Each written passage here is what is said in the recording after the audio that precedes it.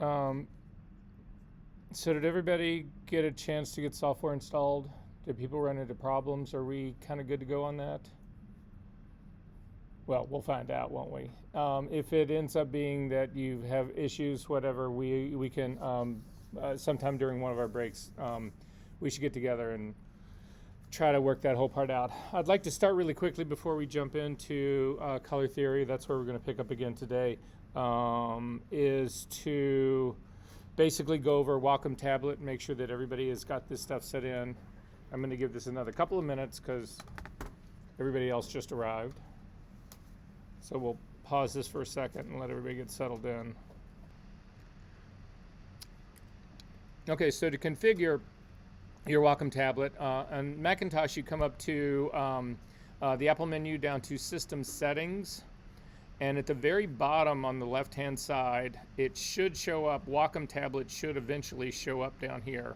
So it doesn't show up unless you have your tablet on, but my tablet's here. In Windows, I think it's Device Settings is where you go to it, or Control Panels, either one. So would somebody here who's on Windows take a look at that and see if that's indeed true? If not, you can also just do in Windows, do your the right click in the search or any search box, whatever, for Wacom. Just do Wacom. No, go ahead and do Wacom tablet, whatever. It should actually take you to the control panel to set this up. Is this working for the rest of you? Okay, so if you click on the Wacom tablet and open it up at the very top, you'll have an application setup. I do this for all my applications. It automatically loads all of these versions of Photoshop and different versions here.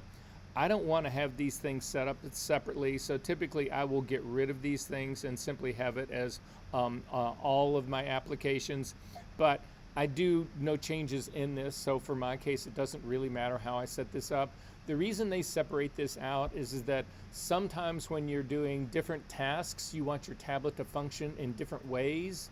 I find that really confusing. I don't know why anybody would set it up to do it, have your tablet work one way in Photoshop and a different way in Illustrator, but this gives you the opportunity to do that. So right underneath the applications, there are the things that you can possibly configure. There is a tablet, a pen, a mapping, and an on-screen controls. And occasionally, depending on if you, the only reason I say this is that there's like 3,000 kinds of Wacom tablets that are out there. And some of them actually have a mouse that goes with it. So if you have a mouse on yours, you'll have another control for mouse. Sometimes in the mapping part, you'll see mouse will show up as well. But I'm going to start with the tablet tab. And then you can see up at the very top, what this is supposed to be showing you are the express keys. Those are the keys that sit on the very top of your tablet. Again, I just told you I don't use them, but if you want to change them, so for instance, this first key on the left-hand side, you can click on the drop-down modifier for hit and say, oh, this is what I want it to do. I want it to always open and run Photoshop. Or I want it to, you can configure it to do anything. And that's true for the rest of these as well. Like I said, I already told you I don't use these things at all. But if you want to use them, go right ahead. They're there. You can set them up. Your computer will remember it, and you'll be fine to go no matter what tablet you launch, as long as it's still on the same line. It'll work on your computer. So I don't use any of those guys.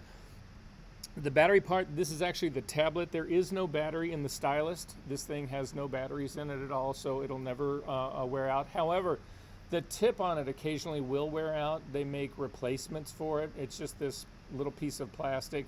I've used this thing for 10 years and it hasn't worn out yet. So, but anyway, they are replaceable. Okay. So then I'm going to go to the next tab over, the pen tab. And this is where you can really customize how your tablet actually, or how your stylus works. Most people will configure their stylus differently, not differently, but this is where they'll do it more so than the tablet part itself.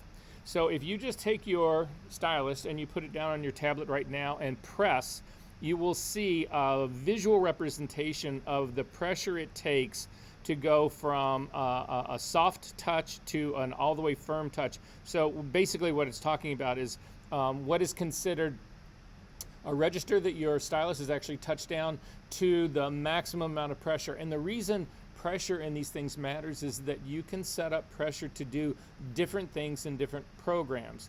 Now, you can set them up here, but most people will prefer to set their stuff up actually inside of Photoshop than doing it here. Because when you do it here, it's universal. When you do it in Photoshop, it'll be specific to Photoshop. But you can see just by pressing down on it how much pressure it actually takes to consider a full engaged click. If you do just a really little tap, soft tap, whatever, you can see it only gets about halfway across, that kind of stuff. That's indicating to you that pressure is actually adjustable. If you feel like it takes way too much pressure to actually crank all the way over, you can change your setting. You can bring it all the way back to soft, and now when you barely tap, it'll go all the way to firm. Or if you're really super heavy-handed, and you really want to feel like you have got to mash down really hard to get it across whatever, then you can set it up to firm. If you've never worked with a tablet before, I suggest you leave it in the middle, which is its default. This double click distance, so if you click your mouse once, you can select something. If you double click, it will launch that thing, and this works on both Windows and on Macintosh as well. However, the time interval in between those two clicks determines what is considered 2 clicks or what is considered a double click, right? So 2 clicks would mean the first click selects the program, then there's a long enough pause that when you click on it again, it still just selects the program. It doesn't actually do anything. Whereas a double click happens fast enough in time to actually launch the program or open the file or all the things that double clicks do. You can actually change how long or short that time lag is in between what is considered a double click and what is considered 2 single clicks. Does that make sense to everyone? You can control that here. I set mine up a little bit because I tend to have really lazy hands when it comes to my trackpad, obviously, and my fingers drag on my trackpad all the time. So I'm launching shit all the time that I don't want to launch. So anyway, I set mine a little bit higher. Then I already talked to you about the rocker switch that's on the front. You can actually see, you can control those. So mine is set up now that the button that's closest to the stylus is a scroll, and then the button above it is a right click. Again, you can click on these drop-down menus and set them to do anything. So for what that's worth.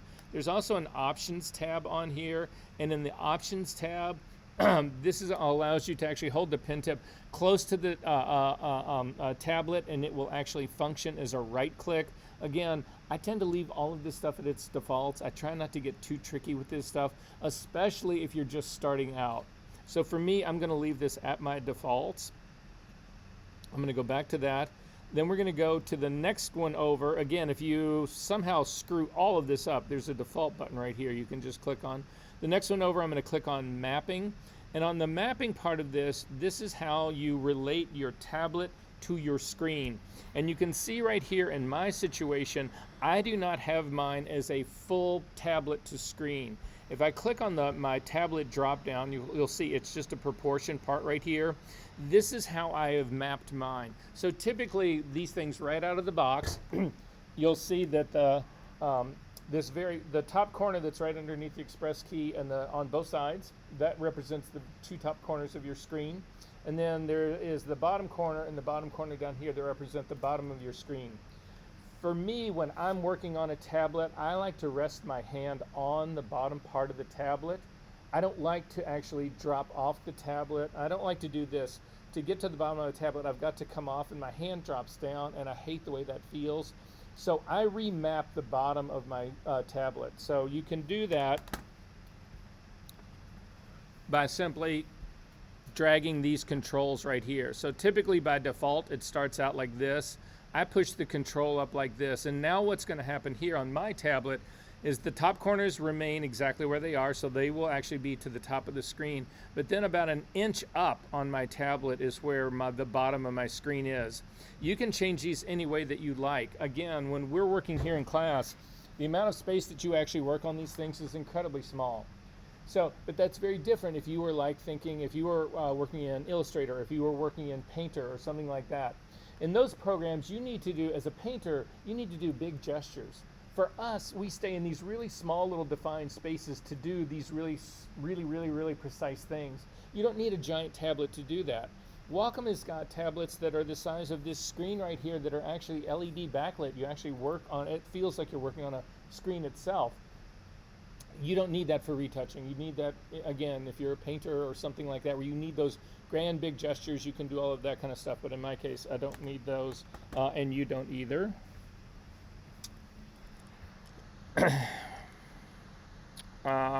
Okay. So then you can also change the mapping of your screen. You can actually click on this screen size and say you want to change it to a proportion. So most people don't do that stuff. What a lot of people do is a lot of people will actually have a setup, a dual screen setup. And so you can have, let's say you're on your big monitor is your Photoshop working space, and then on your small little laptop is all the other stuff that you've actually got going on. It's your notes or whatever else it is. You don't need tablet control of your little laptop screen. You just need tablet control of your large monitor. So you could set this up to be monitor 2. Again, I don't have another monitor that's set up here, but your tablet to only work on the large monitor, stuff like that. It just makes your life more, it makes it more efficient. This is, again, where you'll see if you did have this is not just a regular Apple mouse. This is a dedicated Wacom mouse that comes with it, a version of their tablet. You could click on this and also remap it to your screen. And then finally, there's on-screen controls here. I don't use any of this stuff. I'm not a keyboard shortcut person. Again, I've told you guys right already from the get-go. I don't memorize things like that. There's 10, 15 keyboard shortcuts that I use religiously in Photoshop. That's it. I will never give you a quiz on what this keyboard shortcut is, whatever. I mean, there are people who are really into that. And if you're into that, go for it. I applaud you. Great. Not me. And that's it. So then you can close that up. Again, the majority of the settings that we were going to change in here, we would actually do it in Photoshop as opposed to doing it here in that keyboard control. Okay. I'm going to kill these lights really quickly. We're going to blast through as much of the rest of color theory today because I want to get into working.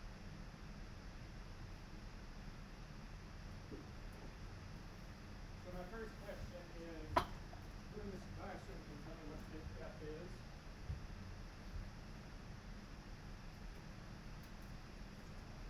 Well, at least you're all honest. Not one of you, right?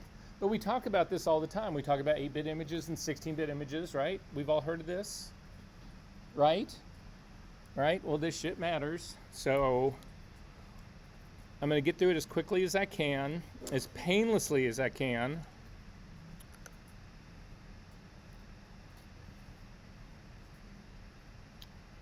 Okay, don't let the word binary throw you. All it means, well, what do you think it means? Binary. Come on, all of us are well versed in gender identity. You don't know what binary is? 2 options, right? So this is the binary system. This is how all computers work, and this is how Photoshop works. It's really simple. And in the binary system here, you see my metaphor here is a light switch, right? A light can either be on or off. That's it. Only 2 possibilities. Does that make sense? Any questions about that part? I know. Everybody's like, fuck, he's going to go into some deep math thing right now. I know it. How many people in this room can tell me what 2 and 2 is? Well, everybody, no. You go ahead, raise your hand, be proud. 2 plus 2 is what? Yes, indeedy. All right, okay. 5 minus 3 is what? 2, right? 4 times 4 is what? Right. And 25 divided by 5 is what? 5. You guys have all the math skills you need for this class. So I'm just going to start out. 1 light switch, on or off. That's all it does. 2 possibilities, right? If I had a second light switch, I now have 4 possibilities. You'll notice that it just doubled what I just had before, right? Both of them can be off. Both of them can be on. The left one can be off with the right one on, or just the opposite. Those are my 4 options. If I add another light switch, they just double again. So it's just a doubling, and a doubling, and a doubling, and a doubling, and a doubling. And it just keeps going on. Does that make sense, everybody? Any questions about that part? It's simple. Somebody who worked for Bell Labs, back in the 40s, invented a thing called a transistor. Transistor is just a switch. That's all it is. It just does on and off. So, however, in the computer world, if a switch is turned on, it represents a 1. If it's turned off, it represents a 0. And so all of the code that we deal with for all of our data, all the data that is, all of the image files that you have, it's just these endlessly long strings of 1s and 0s. Those are the only numbers you can have. That's what keeps it simple. That's what also keeps it as a binary system. However, so in this case here, I've got a single transistor, so I have two options. It can either be on or off. Does that make sense? Just like the light switch. We good on this part? All right. If I add another transistor, what happens? Just like before, it doubles. Instead of only two options, I now have four options. They both can be off, 0, 0. They both can be on, 1, 1. The left one can be off, 0, and the right one on, 1, and just the opposite. Does that make sense? Simple. Again, I add a third switch. It just doubles my options again. If I added a fourth switch, how many? Right here, I have 8 possibilities. If I added a fourth switch, how many possibilities would I have? 16. And if I add another switch, how many would I have? Right? Does that make sense, everybody? Who have I lost on this? Okay. What aren't you getting? On and off? Here, like this.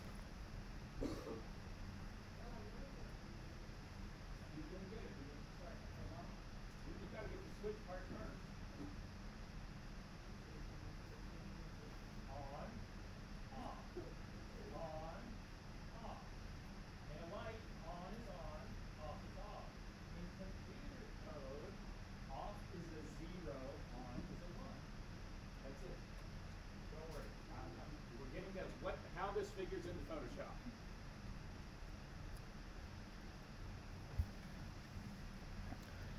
So somebody at Apple got very clever and said, you know, we can take that whole on-off thing and we can actually apply it to grayscale. So we're going to start out with, if a switch is off, it's black, and if it's on, it's white. And so you have two tones. And all the very first early graphics programs in Macintosh were all just grayscale, but only two tones. However, if you add another switch, what you realize is that you can now have 4 tones of gray, right? You still have black, you still have white, but now you've got 2 midtones of gray. If you add another switch, you can get to 8 tones of gray. So this is how you do bit depth calculations. How many times do we do 2? Times 2.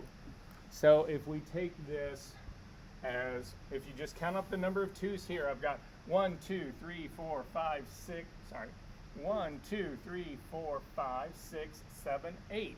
If you do that 2 times 2 times 2, 8 times, you end up with 256. How many tones do we have in a grayscale image in Photoshop typically? 256. How many tones in a color image do we have? We have 256 reds, 256 greens, and 256 blues, because that is an 8-bit image. The bit depth here is, how many times did you multiply this times 2? What would a 9-bit image be? How many 2's would I have? I'd have 9. What's a 16-bit image? 2 times 2 times 2, 16 times. Does that make sense? So this part matters to you because this is the number of tones that we get to work with. So an 8-bit image in a grayscale, it's 256.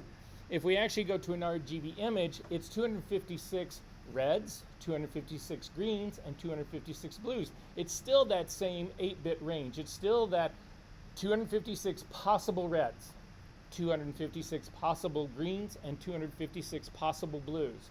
However, if you multiply those all times each other, you end up with 16.7 million possible colors in an 8-bit image.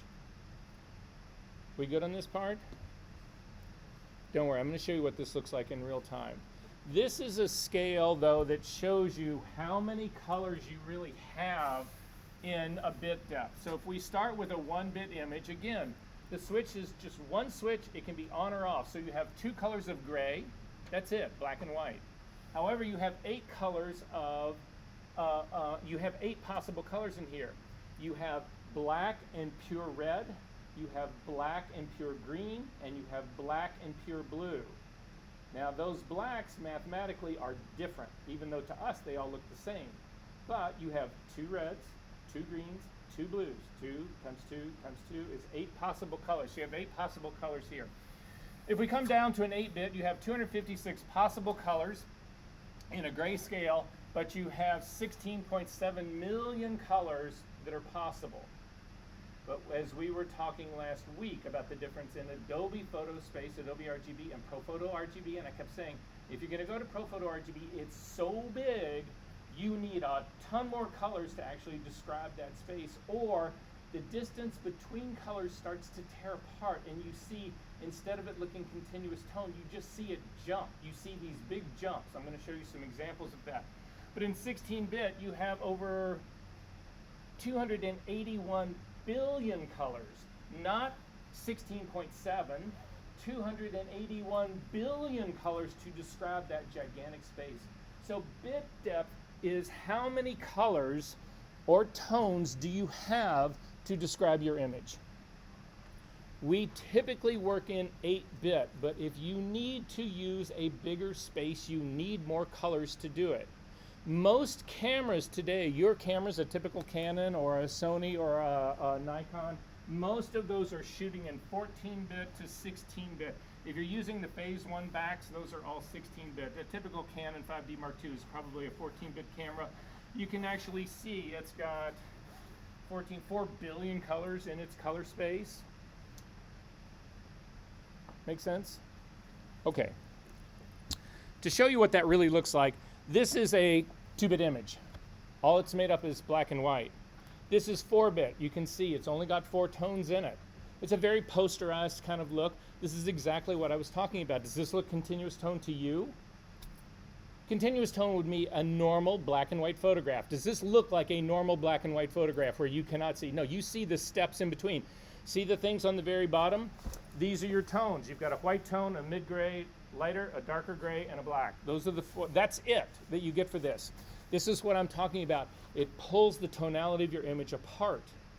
You see these steps. So look at the edges right here. You can see, can you tell the difference? Does this look continuous tone? No, I jumped from this light gray to this white, and I've got this really hard line in here. I mean, it's a look, don't get me wrong, but that's not continuous tone. That's the goal in all of this.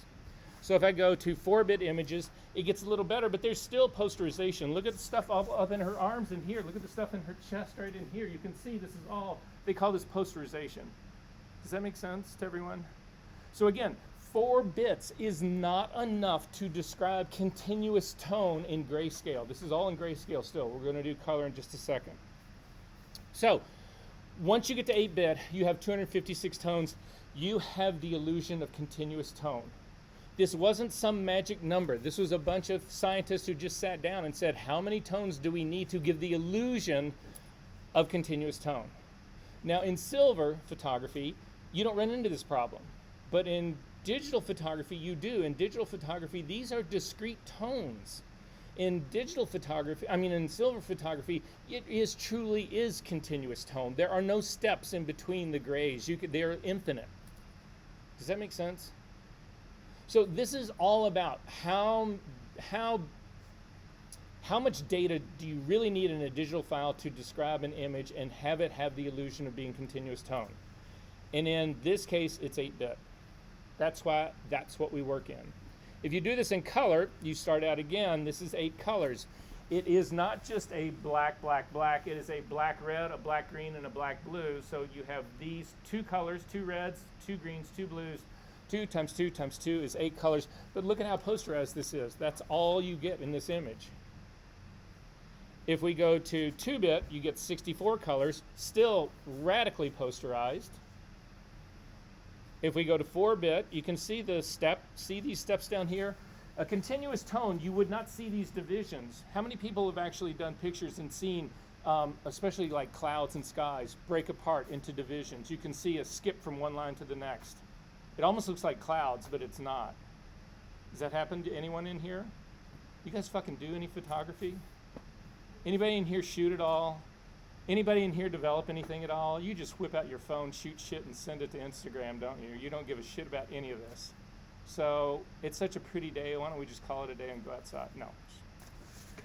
Finally, in 8-bit, you'll see how this step right here has the appearance of continuous tone, but it's not. It's just that they are 256 individual little steps here, but they're so close to each other, you don't see the space, you don't see the stepping between them. It appears to be continuous tone. We good about this part? Okay. So the reason that matters is, everybody fire up Photoshop for me really quickly. This is where we left off last week. And if you go into Photoshop right now, any version, did everybody get my announcement, whatever, about what version of Photoshop? What a fucking mess that is. How do you release this shit if it's as bad as if they break as much as they break? 25.3 fixed it. It did? Yeah, because I did it last night. Okay. Don't upgrade right now. Just hold on. We'll give it a test whirl and see whatever, but it's just like, anyway. So if you come over to, open up Photoshop, you click on either the foreground or the background color, doesn't matter which one you click on, because it'll bring open the color picker. And again, I'm going to put in a pure red here, so I'm going to put in, I'm going to just swipe across the R value and type in 255, hit the tab key 0 for green and the tab key 0 for blue, and I've got a pure red. If I click on the little radio button next to R, you can actually see exactly what we were just talking about. This column now represents the red. If I drag these little arrows down, you will see that the value in here in the red changes, and it goes all the way down to 0. This is my 256 reds. This is why there's 256 in here, is that we have to have 8-bit minimum to give us the illusion of continuous tone. That's where this comes from. If we went to 16-bit, we would have 65,000 of these reds, 65,000 greens, 65,000 blues. You have a whole lot more detail. However, not detail, you have a whole lot more data and a whole lot more nuanced colors. So instead of 256 reds, you've got 65,000 reds. Does that make sense, everyone? Okay. So that's the part that I wanted to get to, is why is this scale of 0 to 255, why does this matter? Where did they come up with that? Bit depth is where they came up with it. It's what you need to have continuous tone. We good on this part? Yes, sir, we're great. Okay. So that leads us to color space. So in this case, this is a 3-dimensional color space. It is red, green, and blue. So you're not going to see this on the screen, and I will yell as loud as I can, but I'm not sure. Well, here, I'll do it from here instead. I'll do it more up here. I always do it in that corner down here. So let's imagine that this corner right here, this is a cube, this room. Ignore most of this room part over here. Just imagine that, see how tall the ceiling is right here? Just imagine being able to come out that far and come out this far this way. So it's a cube like this, right? All 3 sides are exactly the same. Does that make sense, everyone? Okay, so in that back corner down there, we start with 0, 0, 0. That's where black is. If we go all the way up the edge of the wall, we don't come out this way at all, and we don't go that way at all. We just go straight up. That's this line right here in the very back. It's the green line. So in that back corner back there, all the way up is pure green, all the way down is black green. Does that make sense, everyone? So again, that's just going straight up. That's not going this way at all. That's not coming this way at all, right? So I'm going to go back down there and start again. If I come all the way out, I stay right along the floor. I don't come out into the room here, and I don't go up at all. I just come straight out into the room right here. That's my blue. I go from black blue all the way up to pure blue right here. Does that make sense? And then finally, the last one is starting there again, black, black, black. If I come straight out here on the floor, down on the floor out there, I don't go up at all, and I don't come this way at all. That is my red axis right here. Does that make sense? So anywhere inside of this space, I have all the colors in the world. So if I wanted white in this space, where is white? Well, what is white? Go back into Photoshop. Click on the color picker, come in, type 255 for the red, hit the tab key for the blue, 255, hit the tab key, 255. What color do you end up with? White. Again, if I have equal amounts of RGB, I have a neutral gray. If I have them at their maximum intensity, I have white. So in my cube,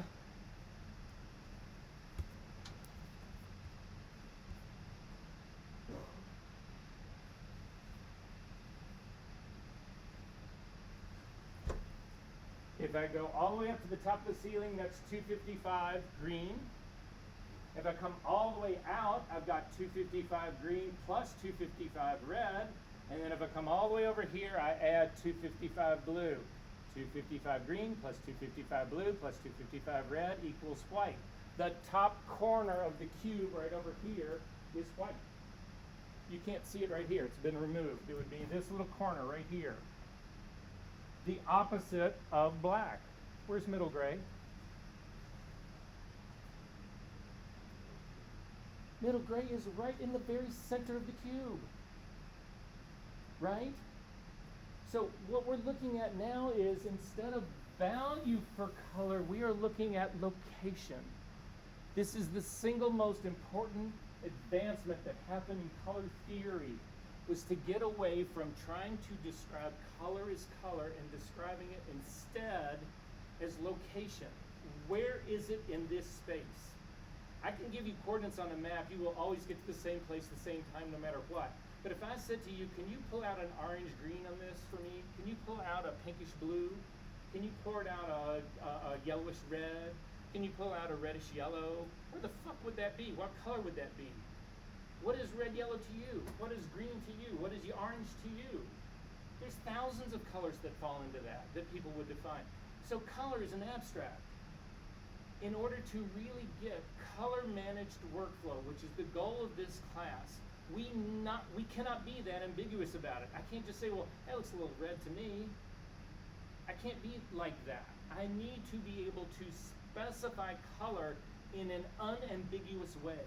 And so instead of tagging it with a label like pinkish red, I actually just say, oh, it's in this space. It's located here. So this color, this blue color right here is, if you imagine this, again, remember, red is the distance from the back out. Well, this is not very far out. So this is, my red is 51 on a scale of 0 to 255. If this was all the way out here on the very edge, that would be a 255 red. But it's not. So this number right here, along with green, so the green is a 153. Again, green is my distance from the floor all the way up. This is about halfway up, a little bit more. Again, 153, and then finally this 204 for the blue. It's more blue than anything, because again, the distance all the way out here, you can see this has almost come all the way out to this surface right here. So this color, 51 red, 153 green, and 204 blue, is a location. It's not a color, it's a location in this space. And that location gives you that color. So everybody go back to Photoshop. In your space up here, type in 53 for the red. And I'm not going to remember what they are. Oh, shit. 153 for the green and 204 for the blue. So 153 and 204. That color right here is a color that is defined by its location in this color space. What color is that? Kind of bluish, shiny. What? No, that's the problem. Nobody can tell you what that color actually is, but I can give you its location in this color space forever, and it will always be that color. So we have removed the ambiguity of color and now we have colors location. Is that making sense, everybody, what we're trying to do here?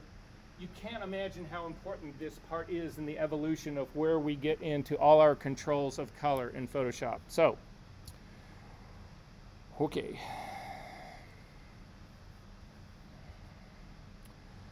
If you have a Macintosh, you can do this. If you don't, you can't, because this is a program that only Apple uses. But I want everybody to grab, if you go to, if you're on a Macintosh, go to your Finder, go to your application folder. Please do this with me. Believe me, when you see what you're going to see, you will love it, and you'll want to go home and get all fucked up tonight and just sit there and watch this thing for hours. Go all the way down to the bottom of your application, almost to the bottom of your application folder. You're looking for the Utilities folder, and inside of the Utilities folder, there is a Color Sync utility application. Go ahead and launch that. When you launch it, there's a series of tabs that are up at the very top of this. By default, if you've never opened this up, it's going to come up under Profile First Aid. You don't need to pick that. You need to pick the next tab over, the one that just says Profiles. And when you do that, you should have a drop-down menu on the left side of your screen here that offers different series of profiles for you to look at. If you open up, if you've got them all closed, I'll have a lot more on here than probably you will, but if you just open up the system ones here really quickly, we should be able to click on an Adobe RGB, and you will actually see on your screen an Adobe RGB color space. If you bring your cursor out over this, you can see that it is a movable three-dimensional color space. This is the true color space of Adobe RGB. This is a three-dimensional space that we work in, that you guys have picked to work in all of your files and all of your preferences. You said, well, I want to work in Adobe RGB. This is it. This is what it looks like. All of the colors that we deal with in Adobe RGB, again, are defined by its location in this space, not some abstract, oh, pinkish red color. Does that make sense, everyone? Did everybody find this guy? Yes. So down to Utilities folder.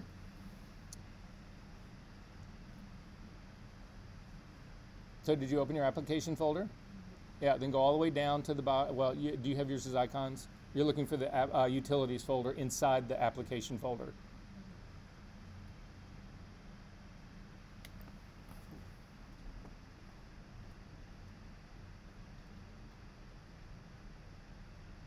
Yeah, and then it's Color Sync utility right down there. Double click. And you don't want to do any of that part, click the next one over. Perfect. Click your system opening. Click on Adobe RGB, and then if you drag your depth and then cursor over there, just click and move around. Woohoo! Okay, so now you can see that this is a color space that's done slightly in a different kind of configuration. I'm going to come back to that in just a second and explain what that one actually is, because we're a little ahead of where we should be in the lecture on color. Okay. What is hue? Now see, now's the time as a senior getting ready to graduate that you should truly be panicking, because you've been in art school for 4 years and I'm just asking you what hue is and no one knows. Hue, go for it. No, that would be saturation. Yes? That you're exactly right. So if you actually look at this, hue is the property that distinguishes one pure color from a different one. So we know this as red, yellow, blue, green. That's how we describe basically what hue is in this. If you take a look at these seven colors that are, there's seven little, what do we call it, patches at the very bottom of this. These have all the same brightness and all the same saturation. The only difference in these is their hue. So you can see going from red to green to blue, cyan, magenta, yellow, and then back to some other color. Make sense? That's what hue is. What's saturation? Saturation is the purity of color. It is the absence of its complement. So on the one hand of saturation, I'm going to get ahead of myself. So one extreme is pure color, the other is a total neutral gray. If you completely desaturate something, you have a neutral gray. It has no what we would call saturation anymore. It has color, but it has no saturation. So it's controlled by adding or subtracting your complementary color. So again, what is the complement of red? No. That's in painting, not in light. Anyone? Cyan. What is the complement of green? Magenta. What's the complement of blue? Yellow. Again, we're working in subtractive and additive colors. Red, green, and blue, cyan, magenta, and yellow. Those are the only options. So saturation is defined on a scale of 0 to 100%. They don't have, it's not a 0 to 255. That is not in this case at all.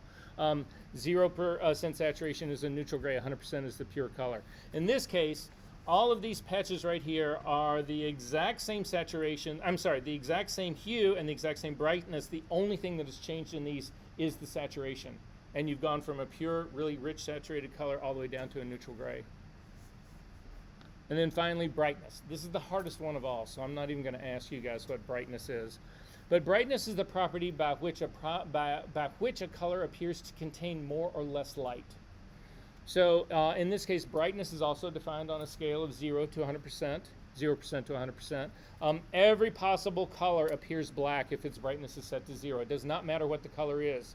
If you drop the brightness down to 0, it will be black. All right, the color wheel, we looked at this really briefly the other day. So the color wheel, the hue is defined in degrees. So again, 0 degrees by definition is red. There's 360 degrees in a circle. If you come all the way around to 360 degrees, it is also red. 360 and 0 occupy the exact same space. So 120 degrees by definition is green. 240 is by definition blue. Everybody go back into Photoshop again really quickly, please, and click on your color picker again. So in your color picker up at the very top, I'm going to say, let's click on your saturation slider and slide it all. So I've just clicked on the radio button. This is HSB, hue, saturation, and brightness. I clicked on the saturation button here just to quickly crank it all the way to the top. I could have typed in 100% right here, or you can just click on the brightness and also put in 100%. And then go up to the hue and click in, and you'll see there's a little angle mark next to your hue. Put in a 0. You have a pure red by definition. This is that color wheel. That is a standardized color wheel. It's not just some abstract. Put in 120 for your angle. That is green, just like we saw in the color wheel. Put in 180. 180 is the opposite of red, exactly half our 360 degrees. So type in, 180, not 1,080,000,080. Cyan, which is the complement of red. Type in 240. Which is 240, which is blue. Oh, sorry.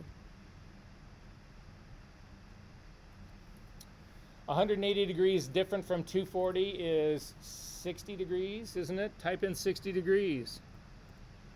Sorry.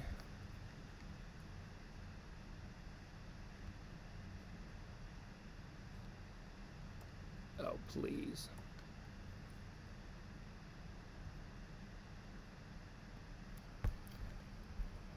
Should do this track to stand up.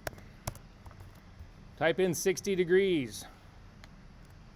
Should be yellow, the complement of blue. Exactly what you're seeing on this chart right here.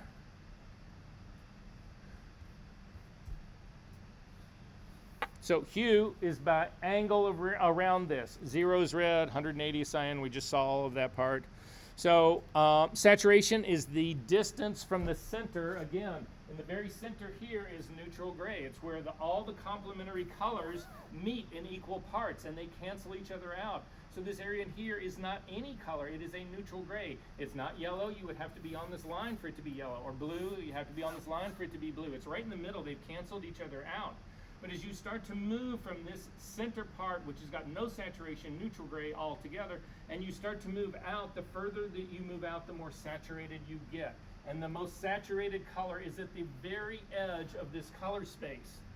This is the problem that we get into with all of our color conversions here, is we end up with color out here that's very saturated, and then we try to reproduce it on some device that has a much more limited range of color, that cannot deal with this color that's out of here. That's what a lot of this is going to be ultimately about. So saturation is the greatest as you go from the center all the way out. The exact center is totally neutral gray. This is two-dimensional space, though. It's not three-dimensional. What is missing here? Brightness. Exactly right. So to fix that, they flip the color wheel on its side like a LP record would be, like a record on a turntable would be. They flip the color wheel on its side, and they add the third dimension. If you think of this as sort of like a world, like the Earth, you would see that going around the equator is hue, going from the center of the Earth to the edge of the equator, whatever, is saturation, and then going from here to the North Pole is brightness, gets lighter, and then also brightness going down to the bottom, getting darker. Does that make sense, what this is? So we have a three-dimensional color space, but this color space is not based on primaries anymore. This is not an RGB space. This is not an LED space. This is an HSB space, where you've got hue is the circle around, saturation, the distance from the center out, and then brightness up and down in both of those. That is exactly what all of the color spaces that we deal with really are. Photoshop gives you the illusion that you're dealing in RGB, but you're truly dealing in a three-dimensional color space. In our case, Adobe RGB color space. So here, it's a three-dimensional space. I've already talked about what all of this is, blah, blah, blah, blah, blah. This is what the real color space of our vision looks like. This was invented by a guy named Munsell. You can see there's a cutout here in the middle just so that you can see the center part. So if you think about this as a world, as a globe, the North Pole is white, the South Pole is black. The very edges of our world, out on the very sides of our world, are the most saturated colors, and then the colors that are actually in the exact middle are all neutral gray. Does that make sense what this drawing is? But what's weird about this? Yes? That is so bizarre, right? Why isn't this a perfect globe? And the reason it's not a perfect globe is because there are certain colors that you can have that are far more saturated than other colors.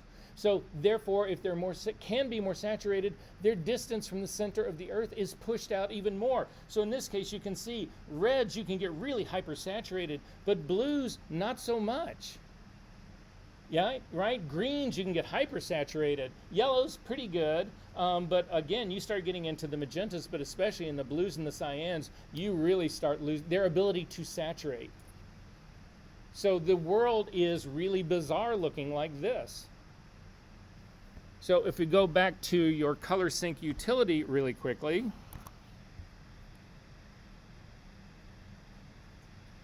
that's what this is. The reason this is not an even globe is because you can see you can get far more saturated greens. Look at how far the green goes out from the center here than you can a cyan. Far more greens than you can actually get into a magenta. Far more reds than you can get into a magenta. Is this making sense, everybody, what this is? So again, in our system now, we have gotten away from RGB. We have moved to HSB. When I ask you guys to do change the car to red, most of you who had at least an more advanced level of whatever, the first thing you went after was the hue saturation control panel, right? That's because this is able to be, you're able to do this. When we went into LAB, this is exactly what we were doing, is that we were leveraging this. We could divorce brightness from hue and saturation and just control those two independently. You can't do that in RGB.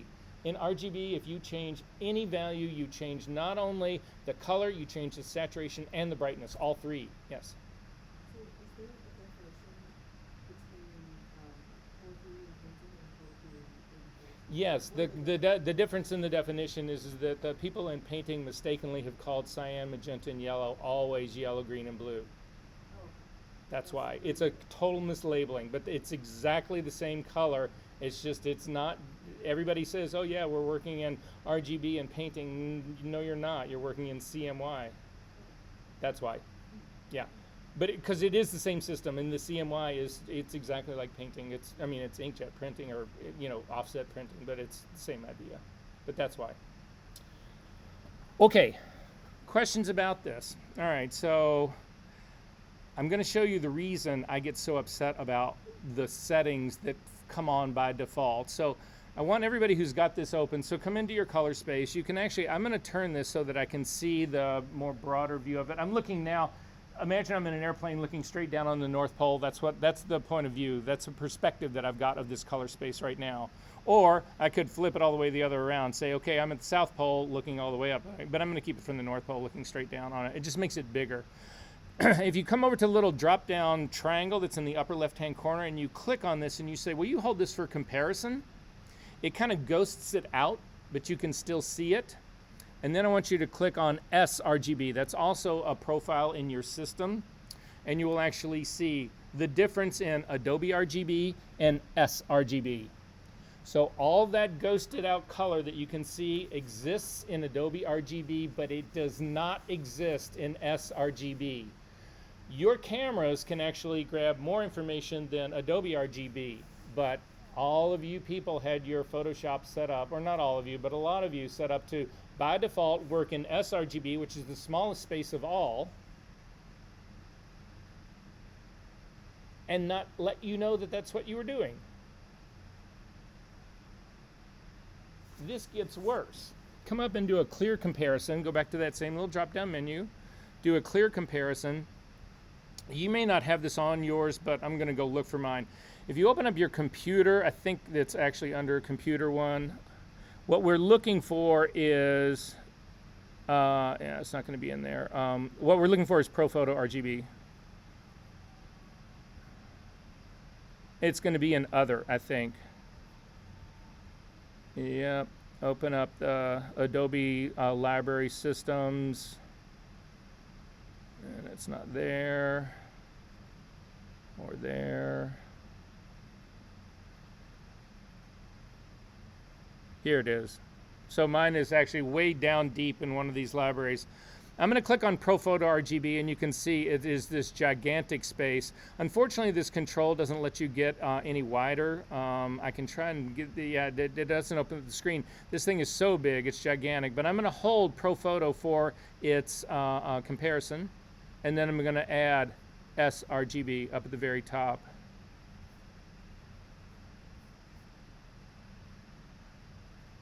Look at the difference. You have got this monster space. So Sage, in your situation, your Lightroom is set up to bring the color into this gigantic space. And then the minute you bring it into Photoshop, it crushes it to that little bitty space in the middle and doesn't tell you. And that is the way Photoshop is set up by default. Criminal. So, any questions about this? Are we good on this part? Okay. We're getting there, guys. I swear. It'll kick into gear, hopefully soon. All right, we've already gone through all of that. We've already gone, oh, no, we didn't go through that. Yes? Why can some colors be more saturated than others? So imagine your computer screen right now can give you really saturated color because it's an additive color system, right? But in a print, if you go in and do an inkjet printer, that inkjet printer is only relying on subtracting color. So you start with the brightest light that's in the room and the brightest piece of paper that you've got, but then you're actually trying to subtract color out of what is reflected back to you, or control what's reflected back to you, whatever. And you'll never have that'll never be that saturated, ever. So your screen can be far more saturated than a print will ever be. And that's one of the biggest problems that we have. Is you're doing all your work on screen, but then when you go to print, it's like it starts to fade and gets really desaturated, and you're just like, why? That's why. Does that sort of make sense? Yeah. Yeah, okay. Okay, so just really quickly, this is a quick definition of what that LAB space was. You'll notice it's exactly the same model as an HSB. We've got hue that goes around the equator. Saturation starts in the very center of the Earth and then goes out to the edges. It's more saturated on the edges. And then brightness is the north to south axis on this. So it's just instead of having here, we have two coordinates that really establish where it is. And so instead of doing an angle and a saturation, you can plot this as just 2 points. So for instance, this would be out here on this scale right out here. This would be this pure blue here. So it wouldn't have any red yellow component to, magenta green magenta component to it. It would have no yellow component to it either because it's all pure out here. If you were right here in the middle, it would have equal numbers of yellow and blue, whatever. The biggest difference here is that instead of going on a scale of 0 to 255, what happens here is that you have a positive, negative. 0 is considered no color, so that would be a neutral gray. So what ends up happening is that you'll do on this, it goes on a scale of 1 plus a 127 to a minus 128. That still gives you your 256 tones. It's just a plus and a minus as opposed to a 0. Instead of a 0 to 255, you've got, with 128 being your middle gray, instead of that, you've got 0 as your middle gray, and then a negative 128 goes in one direction, and a positive 127 goes in the other direction. So,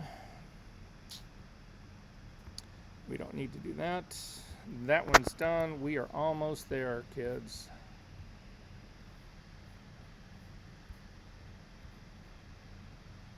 Okay, the ultimate problem and the thing that we're going to try to get away from today. So, RGB, CMY, HSB, they are all derived from RGB, and therefore they have all the same limitations. Every single device in the world, every sensor, every eyeball, every monitor, everything has a unique definition of color. And that is our biggest problem. When we are trying to get a color managed workflow, a predictable color workflow, what we are dealing with is a whole world where everything has got its own individual definition of color. So your eyes, not only do your eyes have unique definitions of color, the way they see color, whatever, they don't agree. And now there's 6 billion people in the world, 12 billion pairs of eyes. Those are all 12 billion unique spaces. Every single monitor is a unique color space. Every single sensor on a camera is a unique color space. Everything is unique. We call that device dependent. We need to eliminate device dependence if we are going to have predictable, controllable color. And this is how you basically do it. So there's an infinite number of these spaces. Again, we just talked about that part here. So RGB values that produce the exact color desired on one device will produce a different color on another device. You guys know this. Have you ever had, you've looked at a file on your laptop and it looks great, and then you put it on somebody else's computer, or you put it on a projector, or you print it out, or you do any of that, and it didn't look a thing like what it looks like on your computer? There's a whole cornucopia of reasons why that is a problem and why that happens. We are going to eliminate those today. So, RGB values are monitor dependent. HSB values are monitor dependent. CMYK values are, CMYK values are printer dependent. So the way they got around this person was they said, okay, there was a group of people that met back in the 30s in Paris. I think they just went there to have a really good time, get really drunk, go to melangeries, and, eat really good food. That's what I think they're really doing. But truth of it is, some really good stuff came out of it. They created what we call the standard observer, and what that was the first non-ambiguous color. So it's a fictitious person. It's just a fictitious person. They interviewed thousands of people about how they saw color, whatever. They took all of those answers, they averaged them all together, and the average that they came up with is called the standard observer. And it becomes the benchmark that we measure everything against. So if you measure my eyeballs against the standard observer, I might see things more blue, or I might see things more red, or more green, or more yellow, or more saturated, or less saturated. But I can compare it to the standard, and then if you can come up with a table that actually says, oh, well, Verser, you see things too blue, we just need to knock down the blue so you see the same things the way the standard observer sees them. That's the goal in all of this. Does that make sense? Or the method? So, anyway, an example. We have a file. It's just your file. It's your picture that you took. And there's a color on your file. That's the color right there. And if you look at it in Photoshop, it gives you a red, a green, and a blue. That's the color that your file is. But then you look at this thing on screen. So you can see there's a screen right there. Does the thing on screen look like the thing in the file color? It's not even close. And if you measure the stuff on screen, now this is not using Photoshop to measure it, you actually use a puck that looks like this to measure the color on my screen. You can see that the color on my screen, the reds are the same, but the greens and the blues are radically different. And this happens in an uncalibrated world. So you can use software and hardware combination to actually profile, to calibrate your monitor, and then to actually generate a profile. And so in this case, what the profile is doing, once we set this up, the profile says, okay, well, what was the difference in red? Well, there is no difference. So the profile says 0. Then it looks at the greens, and the profile says, oh, okay, well, the green, the file called for 148, but the monitor showed it 248. So to fix that, we need to knock 100 of the green off. And then finally, in the blue, the file is asking for 21. The monitor is showing a 53. So the profile says, well, you need to knock 32 of that to actually match. And if you do this correctly, what you end up seeing on your screen is identical to what your file asked for. What's more important, hang on just one second. What's more important about all of this is that every screen in this room is unique. If everyone does this, all of us will see exactly the same color on our screens. And it will be the exact color that the file is asking for. Yes? What happens if the correction is -100? What if the green starts at 40? So again, this is creating a table for the entire world. So this is just a very easy example to digest. This is not necessarily exactly what would happen underneath that. You would never push color so far out or pull it in so tight. So it would never be that far off, I guess is what I'm trying to say. You would never get into a situation that was that extreme. If you were in a situation that extreme, you have a problem with your monitor. It needs to be repaired. Yeah. Does this make sense, everybody, what's going on here? This is the crux of what we are going to do in, we are going to do only 2 of the 3 phases, but I'll show you what the 3rd phase looks like. So anyway, profiles are the way they do that. So profiles are the things that allow us to reproduce color on all these devices, and it eliminates the derivation that's caused by the device itself. So we're going to go through all of that. So the last thing that we need to figure out in this whole scenario is, where do we make that exchange? Where do we take color from a file and change it so that when it goes to a monitor, it actually shows us the real color that the monitor is asking for? And then also, if we want to print it, where does it go through to actually exit and go out to the printer and get corrected to go to the printer? Where does all that happen? And it happens in what we call working spaces. So these are Photoshop. They call them profile conversion spaces. You don't need to remember that. It's just working spaces. You already know them by heart. So it's ProPhoto RGB, Adobe RGB, sRGB. These are all working spaces. They are mathematical spaces that have been created. They are not real. They're not device dependent. They are device independent. They have nothing to do with devices. It's strictly a mathematical model. And the advantage is that you have the same model on your computer that I have on mine. So if I give you a file and you are set up to have a color managed workflow, what you'll end up seeing on your monitor and able to print from your printer onto a printer, whatever, will be identical to what I see. Without this process, that's not possible. So this is how it works. So on this side over here, you can see there's a scanner profile. You can do this for scanners. It doesn't have to be for cameras. We are going to do it for cameras today because that's how most of you start your work. So you do a scanner, you do a profile for your camera to remove the device dependence of your sensor. Everybody's sensor in here sees color a different way. We need to remove that. We need to neutralize that color so that if we all shot the same outfit or the same landscape or whatever, we all should be seeing the same color. Wouldn't you agree? But every single one of us sees a different color. How on the earth can you expect to work if that's happening? So this process will eliminate that. So we'll create a sensor profile that will remove the device derivation from normal, from the standard observer, It removes it, and it brings it into what we call input software. This would be Camera Raw for most people, but there's a gazillion raw converters out there. Capture One is another one. DxO makes another one. Bibble makes another one. There's a million of them out there. These are like film developers. But anyway, it comes into what we call the Photoshop working space. This space right here, this space here in the center is a mathematical working space. It's not device dependent. It is completely independent. So I've used profiles to bring in perfectly standardized color. I am now in a space that is standard by definition. And then when I go out to a monitor, I go through a monitor profile to correct for the monitor dependence, device dependence. If I go to one printer, I use a printer profile for that. It will remove the device dependence of this printer. A different printer, this could be a film recorder. Another printer, this could be an offset press. All of these have their own unique profiles to eliminate the device dependence. Does that make sense? And this is a color managed workflow. What you shoot will be real, what you see will be real, and what you output will be real, and they all three will match one another.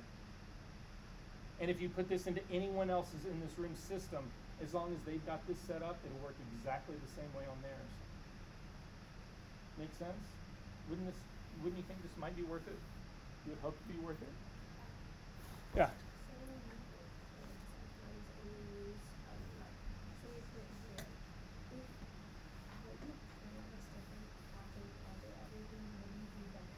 So, this is the problem most people get into. So, what Sarah's saying is that when you go out there and print, that the print that you end up getting doesn't look a thing like your monitor. Two things are possible, and two things are usually at work. Number one is you really don't have a monitor that's calibrated, so if you're using the ones out there, every time those turn off and reset, it gets rid of the monitor calibration that they've put in. So unless you go in and do your own monitor calibration before you start working them, or go in and find the calibration profile that was built for it and actually load that, you're looking at a lie. And the problem is that if your screen is showing you something that is too red, it's not your file is the problem, it's the screen that's lying to you. So you look at the image, you say it's too red, so I'm going to add some cyan to knock the red down, and then you do a print, and your print is too cyan. It's because the monitor lied to you to begin with. However, if you're also not using the correct printer profile, that can also be what ends up happening is that it's going out and it's being defined to your printer also as a lie. And they both can happen, and if they both happen at the same time, you're lucky if you get anything that even remotely looks like your screen. We are here to eliminate all that. All right. Now would be a really good time for a break. So, hang on one second. I've got 2:20. Be back at 2:30. A hard 10.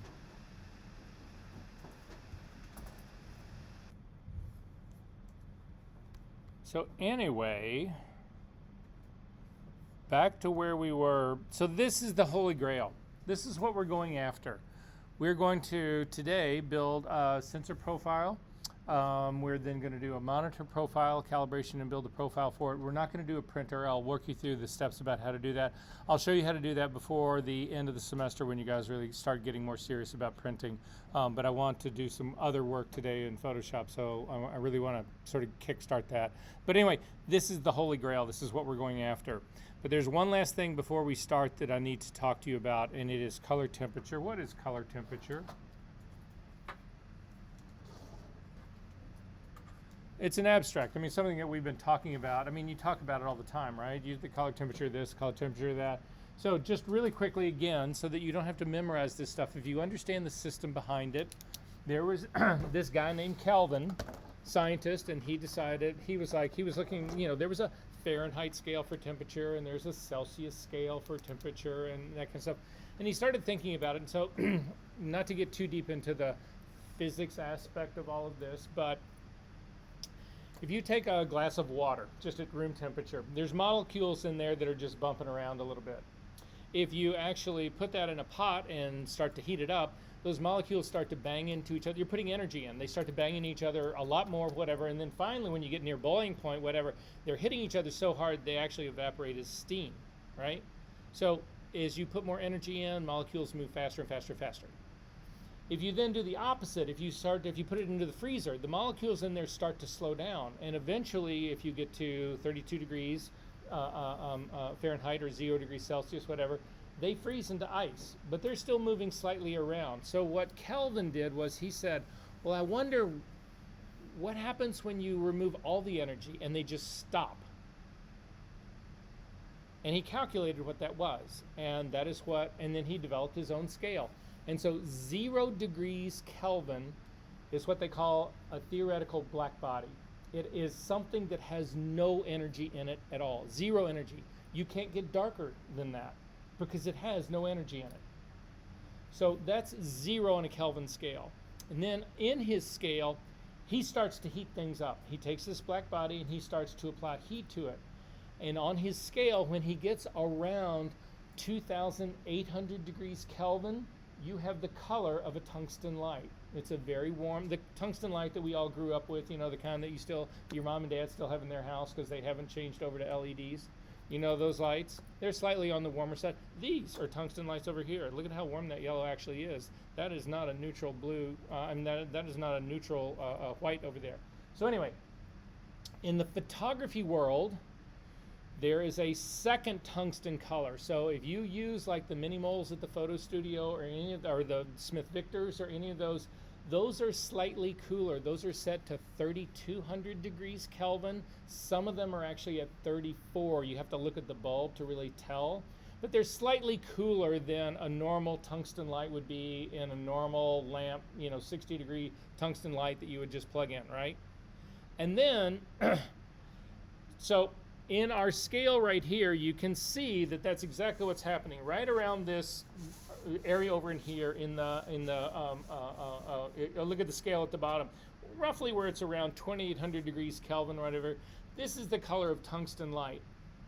If you come over here to this 9,500 degrees Kelvin, this is actually the color of light on the top of Mount Everest on a cloudless day with snowpack. So what's happening is that the blue sky is kicking up off of that white snow quite a bit, and so it's considerably cooler. Somewhere in the middle of this blue ends up balancing with this yellow, and at right around 6,500 degrees Kelvin, you have a perfectly neutral gray. And so when we calibrate our monitors, we want to calibrate to 6,500 degrees Kelvin because then our monitor doesn't have a color cast. If your monitor is calibrated cooler, it has a small a bluish, cyan bluish color cast. If it's warmer, it has a more yellowish kind of color cast. Neither one of those works, neither one of those is really good for us, right? However, you should know, how many people in here, hold your hand up high, have an Apple laptop that is not calibrated, right? So you're using the default profile that Apple built for you, and Apple builds their profiles right around 9,000 degrees Kelvin, massively blue. And the reason that they do that is it makes your images look sharper and also more saturated. It has nothing to do with color fidelity. It's horrible. Windows is just as bad. So we need to eliminate those problems. That's going to be kind of the goal for today. So I'm going to start with calibration. I'm going to walk you guys through the steps really quickly. I'm going to let you see what it really does. And this is it for color lecture, so you'll be thrilled. That part's over, I think. Yeah. So, I have an older version of this puck, even though they name it the exact same thing. This is an i1 display. This was made by a company called X-Rite. X-Rite actually split this division off recently to a company called Calibrate. You guys have the software from Calibrate. That's what I gave you to actually put onto your computers, because the newest Apples, the whole Apple Silicon, the M series, and a lot of the newer Windows ones do not work with this piece of hardware anymore. My computer still does, and I own this one, so I'm just going to demo this using mine. The interface looks almost identical. Basically, the steps that you go through are almost identical. I cannot use the Calibrate software on this one. This has been discontinued from their line. So, but the version that they have down in the Media Center, you can check out. It works with the software that I gave you on your computer. If you use the puck at the photo studio, it's the same thing. It's all the newer version of that. So you guys will be good to go. All you need to do is plug this in and fire it up. Which brings me to a point. This is a classic problem with this one, is that if you don't plug this into your computer first, if you start the software and then you try to plug this thing in, you'll get an error that it can't find your puck, and then there's a little connection bar, or a little connection button, and it'll say if you hit that connect button, whatever, it can connect right away, or it can take 20 minutes, or what. It's a pain in the ass. Just plug this in before you fire up the software, and you'll be good to go.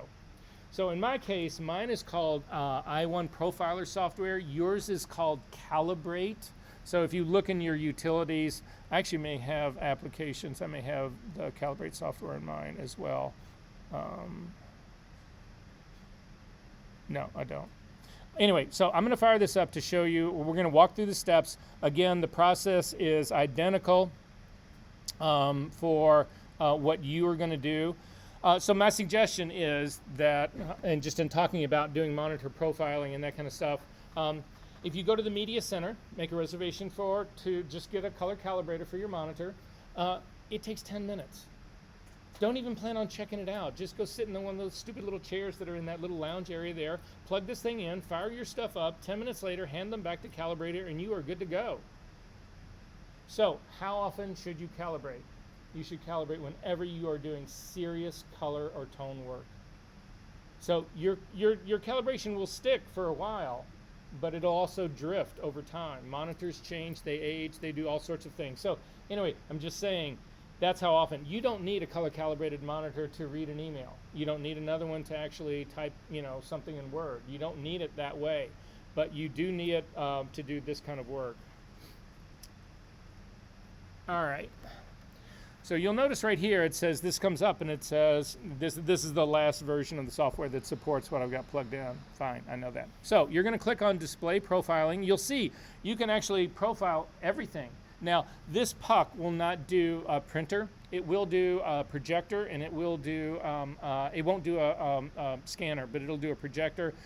We have all the stuff here that will do everything. That'll do printers, they'll do scanners, they'll do everything. So anyway. Yes, Sage.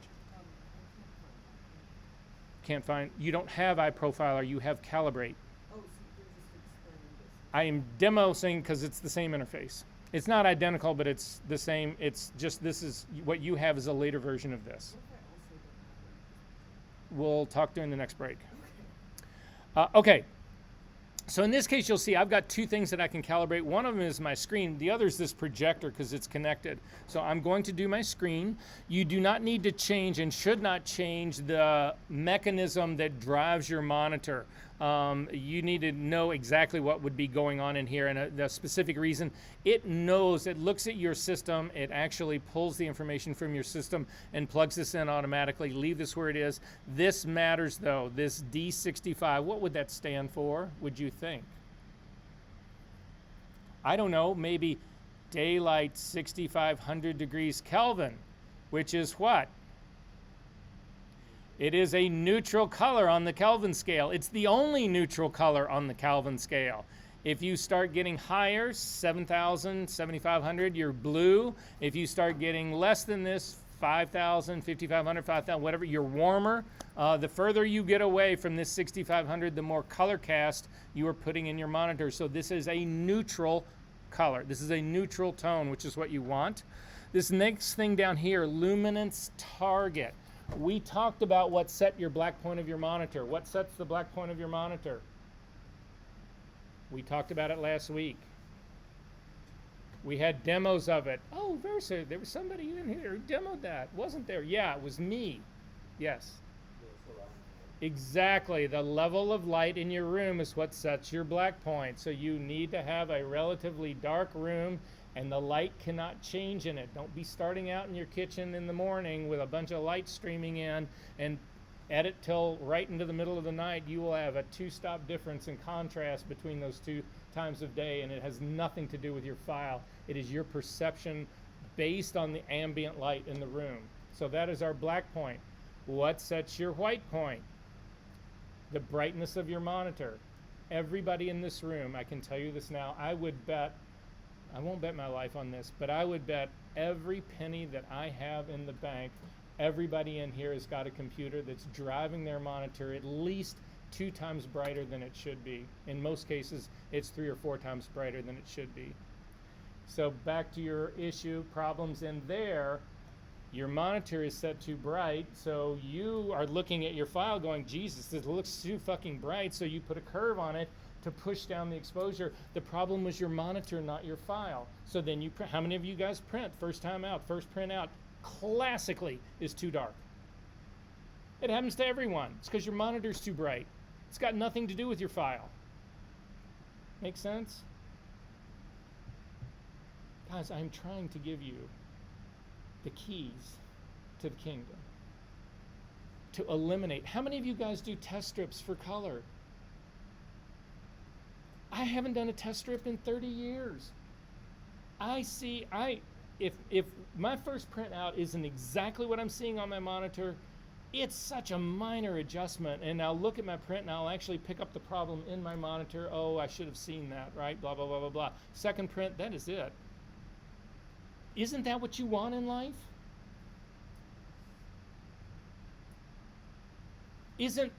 I'm going to photograph that beautiful sweater. Don't I want it to look like that and not like some shocking freak show red? Taylor Swift lip red? Right? I don't want to fight those problems. If I can do this workflow, I eliminate all those problems. How many people in this room have perfect exposure in every frame you take? I do. And have for 30 years. Every single frame that I take, perfectly exposed. How many here have perfectly neutral color in every image you take? I do. Every single image that I do, every single one. I do not fuck with this stuff anymore. It doesn't, I own it. It does not own me. In your case right now, color is, you are color's bitch. I'm turning the tables on this.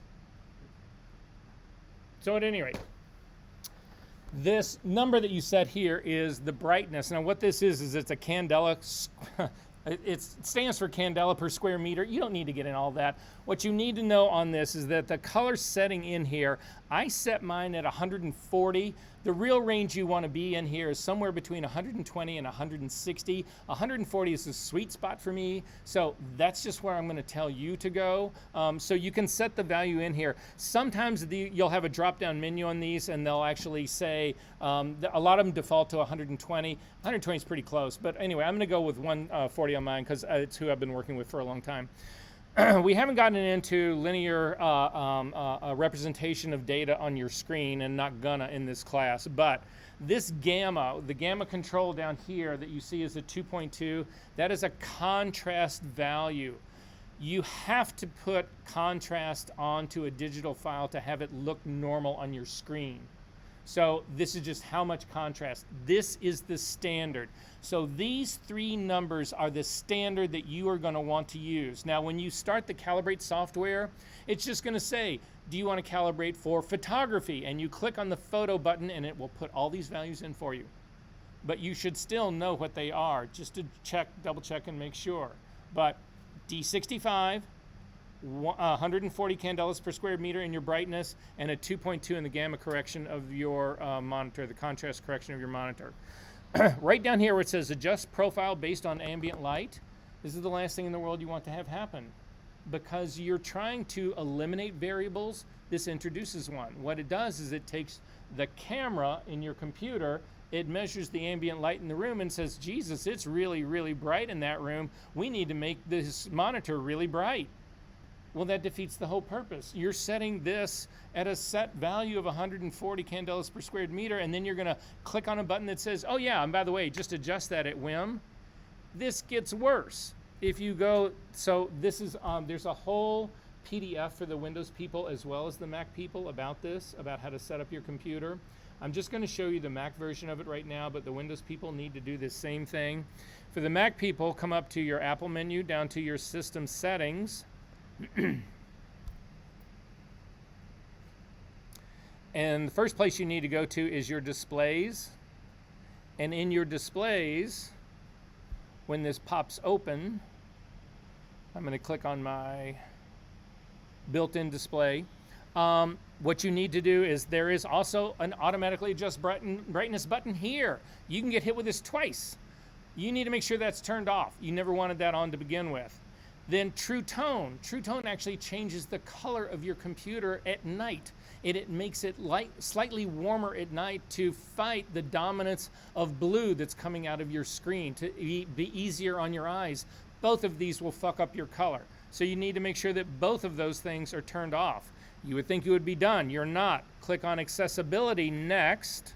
Again, there's a whole PDF to walk you through these steps. So if you're doing it right now, great. If you don't remember this or you're on Windows, there's that PDF for you that will tell you how to set up your screen before you do this first. Anyway, in the accessibility, you're also then looking for monitor, although this may have now changed. Nope, display is right here.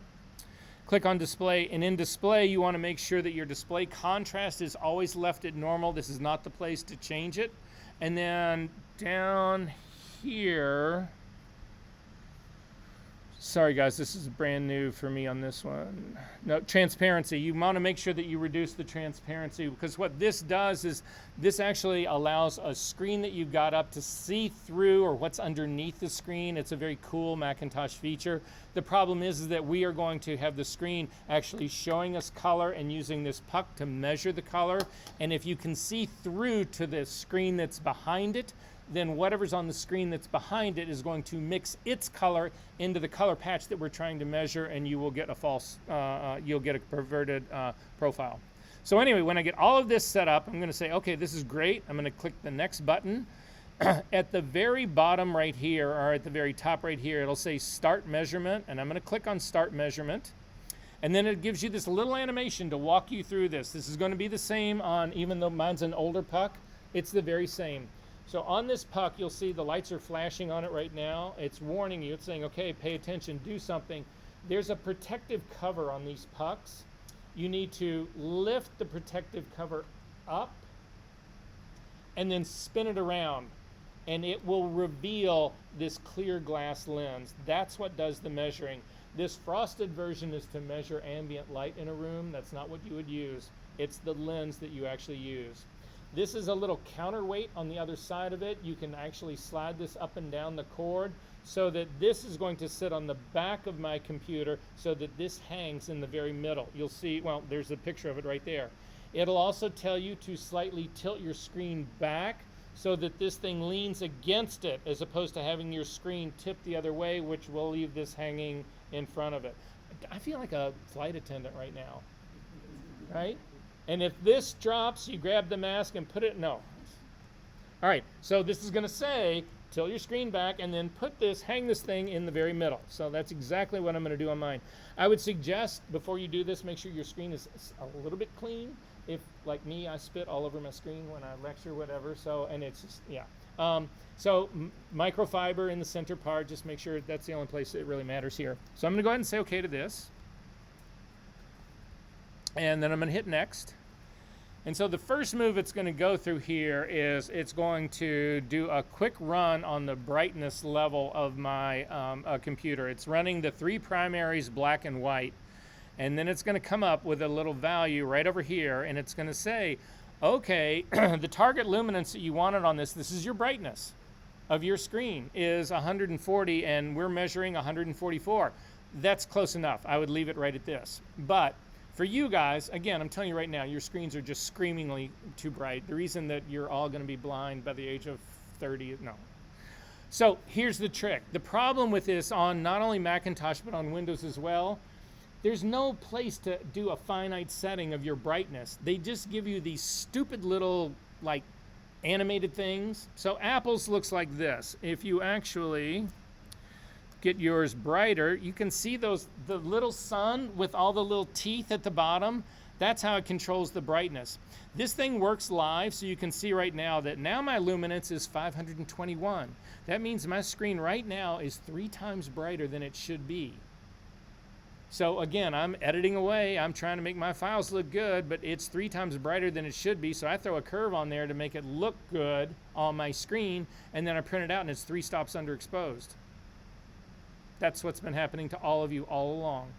That ends today, or as soon as you do this monitor. So here's the trick, or the best way to do it. Set your screen at its maximum brightness, and then count the number of clicks down to get to your target, because you're never going to remember, right? So I'm going to go 1 darker, and it'll reset. Sorry, 1 darker, and now I'm at 376. 2 darker, I'm at a 271.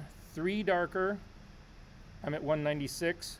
4 darker, 142. So now I put a little post-it note on my screen that the perfect brightness to do color work and tonal work when I'm doing that editing is setting my brightness at its brightest and then going 4 clicks down. That's the part that you want. That's what you're going to build your profile at, and that's where you want to be.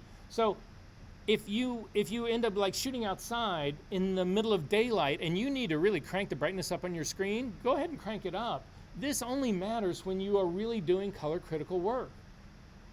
But you need to know that value, and now I know that value, so mine has always been this value. So again, bright as it can be, 4 clicks down. That's for me. Yours is going to be different.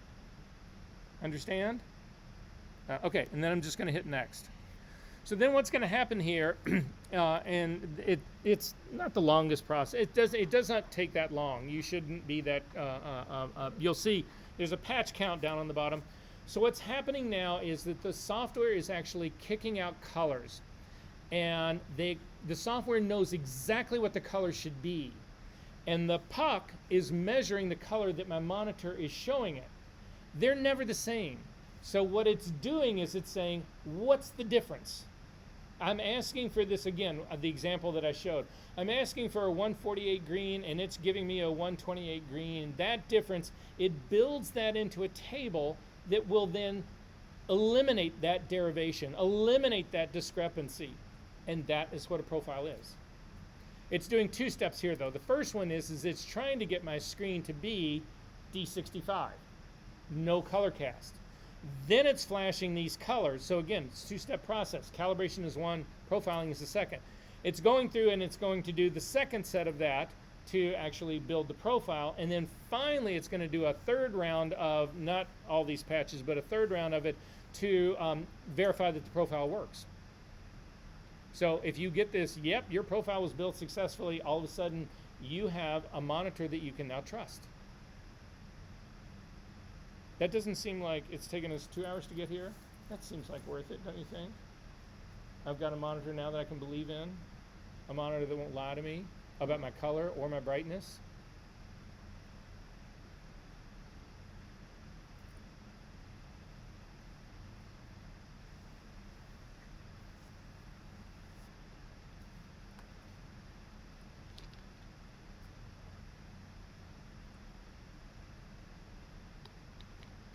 If you have multiple monitors, you do one for each. You just need to make sure that when you are working, like I use my laptop on a much larger monitor, but Apple software is actually very smart. It knows which is which. It'll remember which is which.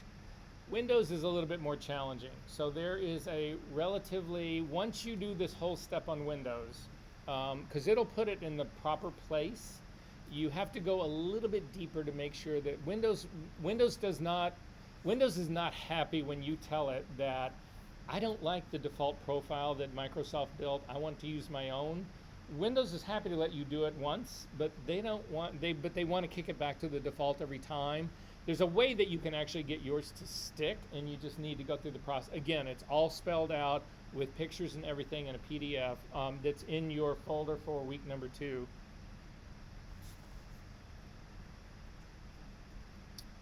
So we're getting close. We got 18 patches to go.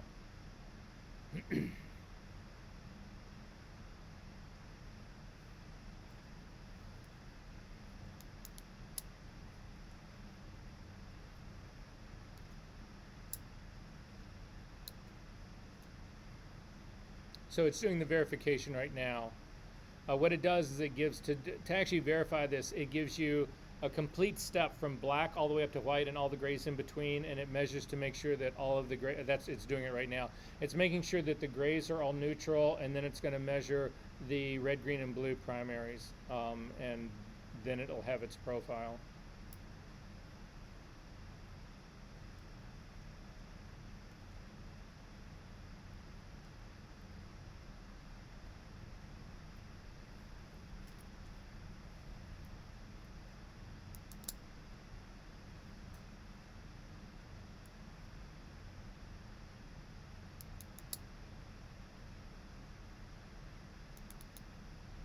So this is where it's measuring to make sure none of these grays, it wants to know that every one of these grays has equal amounts of RGB in it.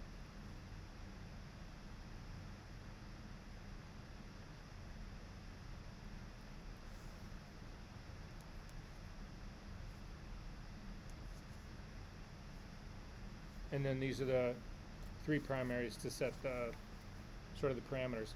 So another little animation comes up and it says, okay, take this off your screen and then put the protective cover back on it. And when you do that, it's going to realize that you've done that. And then you're going to hit next again. And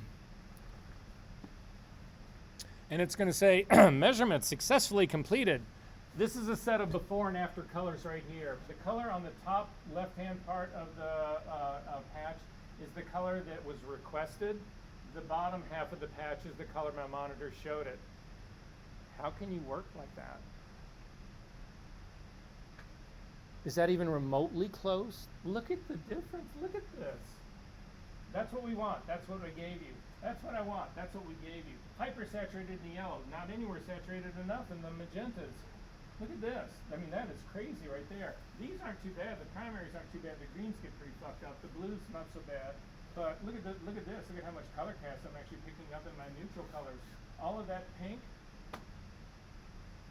How the fuck can you do a picture when you've got this bad a color on your screen? So I'm going to say, okay. Thank you. And I want to save this profile. So I'm going to hit the next little slider. And it's going to say save the profile. You need to give it a name that makes sense to you. So mine is, not only makes sense to you, but you need your initials in it. So mine is my MacBook Pro, MBP _ VE. And then it's got the date already put in for you right there.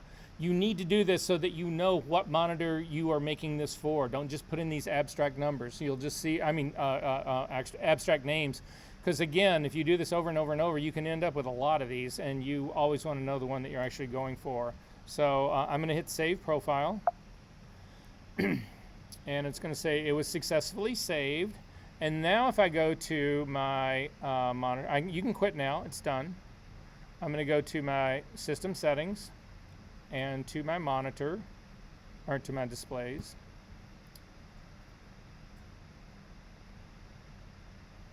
And I'm going to click on the built-in, and you'll see right down here, this is what I just made. MacBook Pro, down in the color profile, MacBook Pro. Look at the list that I have. This is the custom ones that I've done, and I throw them away. But I've got tons of these. So again, I know that this is indeed the one that you want in here. And so I'm going to close that up, and I'm going to say, okay, this worked out really pretty well. And then I'm going to show you guys the difference.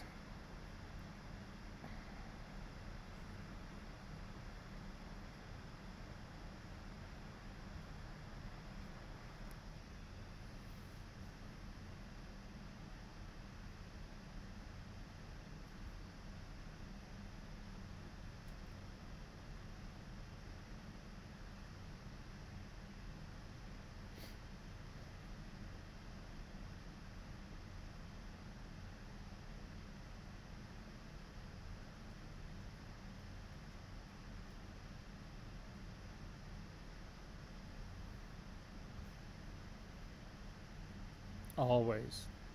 Now that I've got 2 versions of Photoshop on my screen, half of my file, whatever version I have open, whenever I double click on something, it always opens the other one. It never opens the one that's open. Don't ask me why. Look at this. This is sitting right here ready to go, and yet I'm opening up another version of Photoshop right now.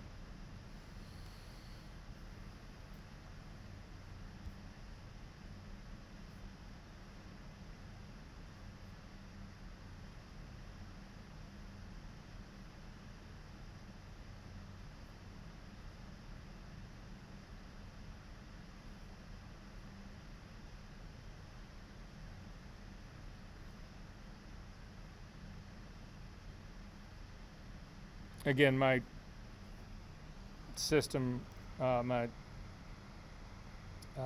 video resources are stretched incredibly thin.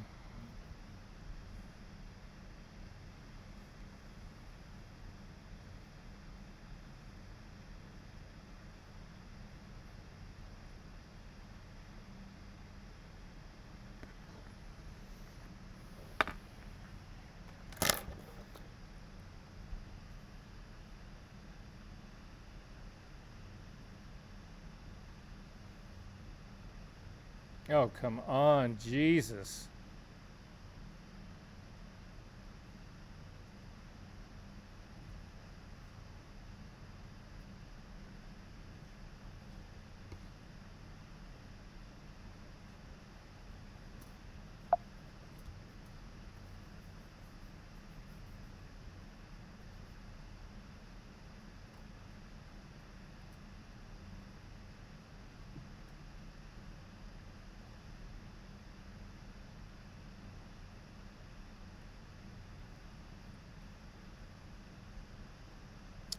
Okay.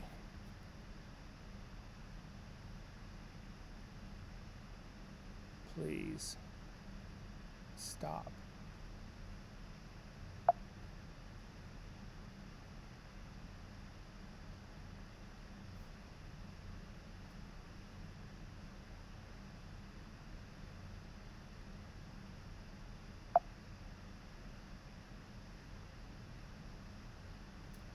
Okay, hopefully.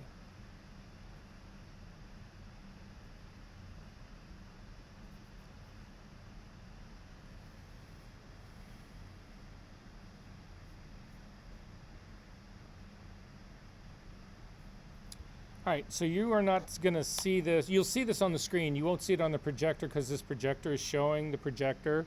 So I'm going to disconnect this for just a second so that you guys can see this. I need everybody to come over here where they can see my laptop. So all of you guys over here. Sorry, this is the only way I can show it.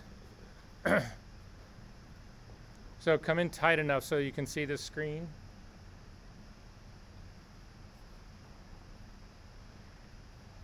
All right, so I'm going to come up and I'm going to show you how Apple ships this thing.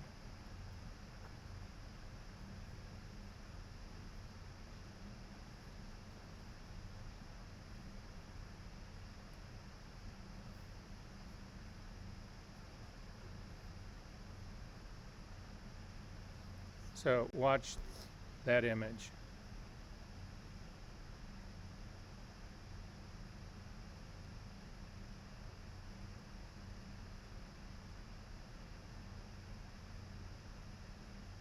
Any difference?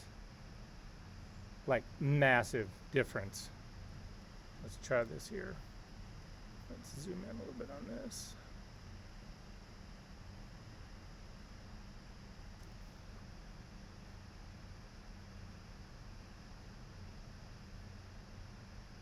So this is what I think it should be. This is color neutral. This is how Apple sends it, ships it. Massive. Wrong color, wrong saturation, all of that. Guys, you can't do this work any other way. You've got to do this shit. All right, I'm going to reset this back. I'm going to plug this in, and then we're going to do one for a camera altogether because that's going to be your homework.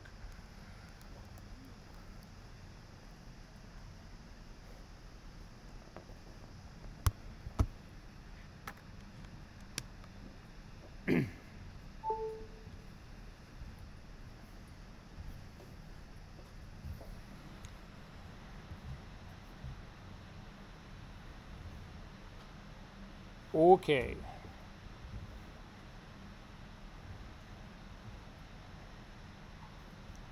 So everybody should have the software installed to do this. So I need everybody to go to their application folder. If you're on Macintosh, what you are looking for is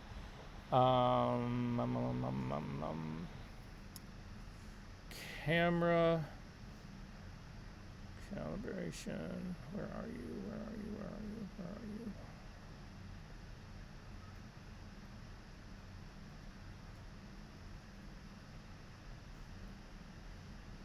color checker, camera calibration. And Windows might be the same. I'm not sure. Can Windows people look in that? It's whatever got installed. Is it color calibration? Yeah, okay. So do all the Mac people does everybody have this software installed? All right, so you're looking for, go ahead and launch it, color checker, camera calibration.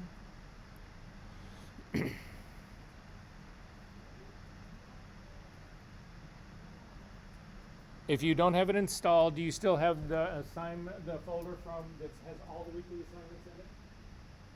The little thing I gave you? You can put it on this computer.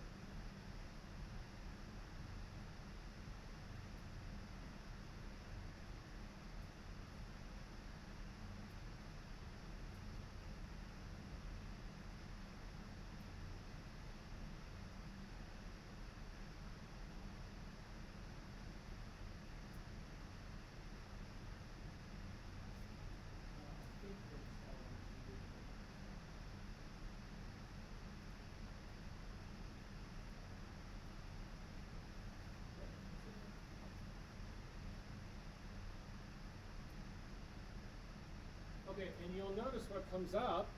Hey, when was the last time you calibrated your monitor? Because all of this shit needs to work together, right? So I'm going to say, don't worry, I calibrated it already, blah, blah, blah, blah, blah. So to go to the file that we need, I need everybody to go to the assignment, the whole group of assignments that you copied from me from last week. You need to go to your session number 2 or your class number 2 or the student files week 2. I'll actually use the same ones that you guys are using right here. You'll see in there's a folder called monitor calibration. Inside of it, this is the 10 steps to do the Macintosh calibration, and then this is the more involved version of doing the Windows PC display calibration. So just when you go to do this, follow the steps. It's less about doing the steps for the calibration as much as making sure the profile that you create is used all the time. In Macintosh, it's pretty simple. In Windows, it's a little bit more involved, but it's doable. Just follow the steps, you'll get through it. So anyway, I just wanted to point that part out. But what we're looking for in here is sensor profiling folder. Can everybody find that? And inside that, there will be another workflow for all of this that talks about how to do this exact same thing. As a matter of fact, if you guys go to our website,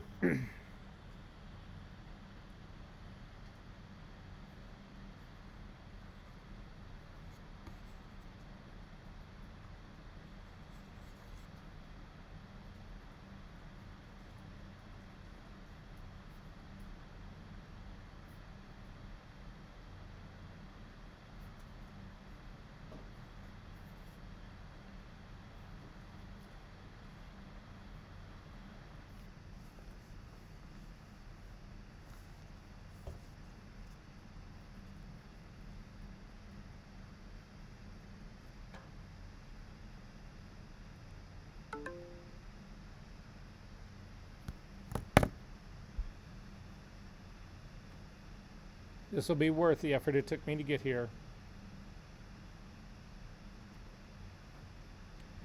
If you go to our website and you go to our session number 2 or week number 2, and you look under the week number 2 resources, and you scroll down,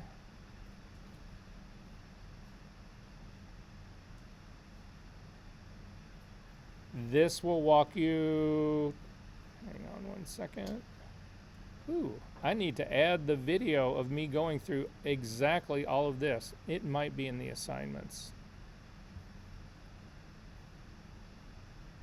So your assignment is to do what we are going to do right now, but on a different complete set of files.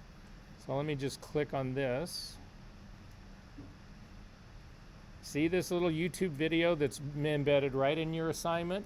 It's me doing exactly what you need to do for your homework, step by step. So we're going to go through it here. This is just a faster version to get to it. All right, so back to the folder, the files that are in your folder. There is another folder called DNG Custom Profile Example Files. Can everybody find that?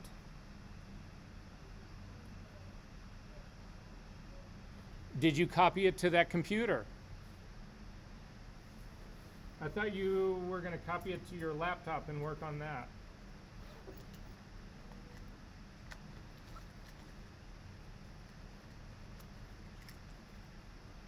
You got to have these files, the working files, every week, because we're going to be working with them every week. So if you want to work on the computers here, that's fine. Just, does that computer have a regular USB on the back? If you want to work on it, it's fine. Just put this stuff on hard drive and work on it. Okay? So, open this one up.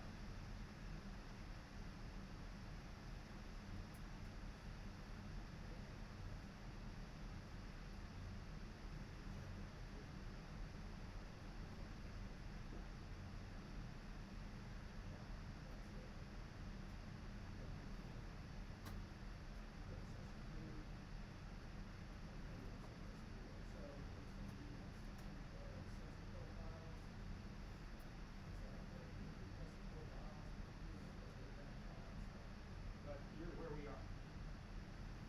Okay, if you've got more than just the CR2 in here like I do, the CR2 is the raw file, get rid of all the other files. So I'm going to get rid of the DNG, and I'm going to get rid of the XMP file. The XMP file is just a text file that is describing how I processed this in the last time I opened it. So I need you to open this file into Camera Raw. Now, typically if you double click on this, it's going to open one of your versions of Photoshop. If you want to direct the version that it opens, you can drag and drop this onto the version of Photoshop that is currently open. So I'm going to drag it down here and drop it on this, and it should open up in Camera Raw for everyone. Did this happen for everyone? Okay, so the first move that we need to make about this is that we need to create a DNG version of this file. It's a temporary DNG that we're going to use to build the profile. So to do this, all you do, look up on my screen, come up to the little, the top right-hand corner of your screen. There's a little box with an arrow pointing down in it. Click on that. It'll open up another screen. This is just, all it's going to do is it's just going to create a DNG version of this file. So if you don't do anything in this box, you'll be fine. But to know what you are doing really quickly, you are saving this in the same location. So it's going to go right next to that CR2 file. So it'll be easy for you to find. It's going to have an extension of DNG on the end of it, and the rest of it, you can just say fine, and just hit save. And there's a little progress bar that'll run along the bottom that shows it running, and now it's actually been done. That's all I wanted to do was create a DNG. So now you can hit cancel. We're not opening this file into Photoshop yet. Just going to hit cancel and get rid of that part. And then I'm going to go back to my Finder, and I want to find that little file that I just made, the one that I just created. Oh, you have got to be kidding me.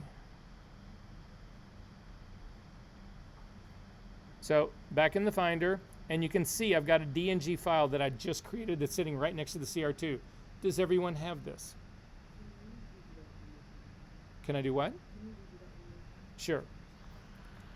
So open the CR2 file in Photoshop. It'll open up in Camera Raw.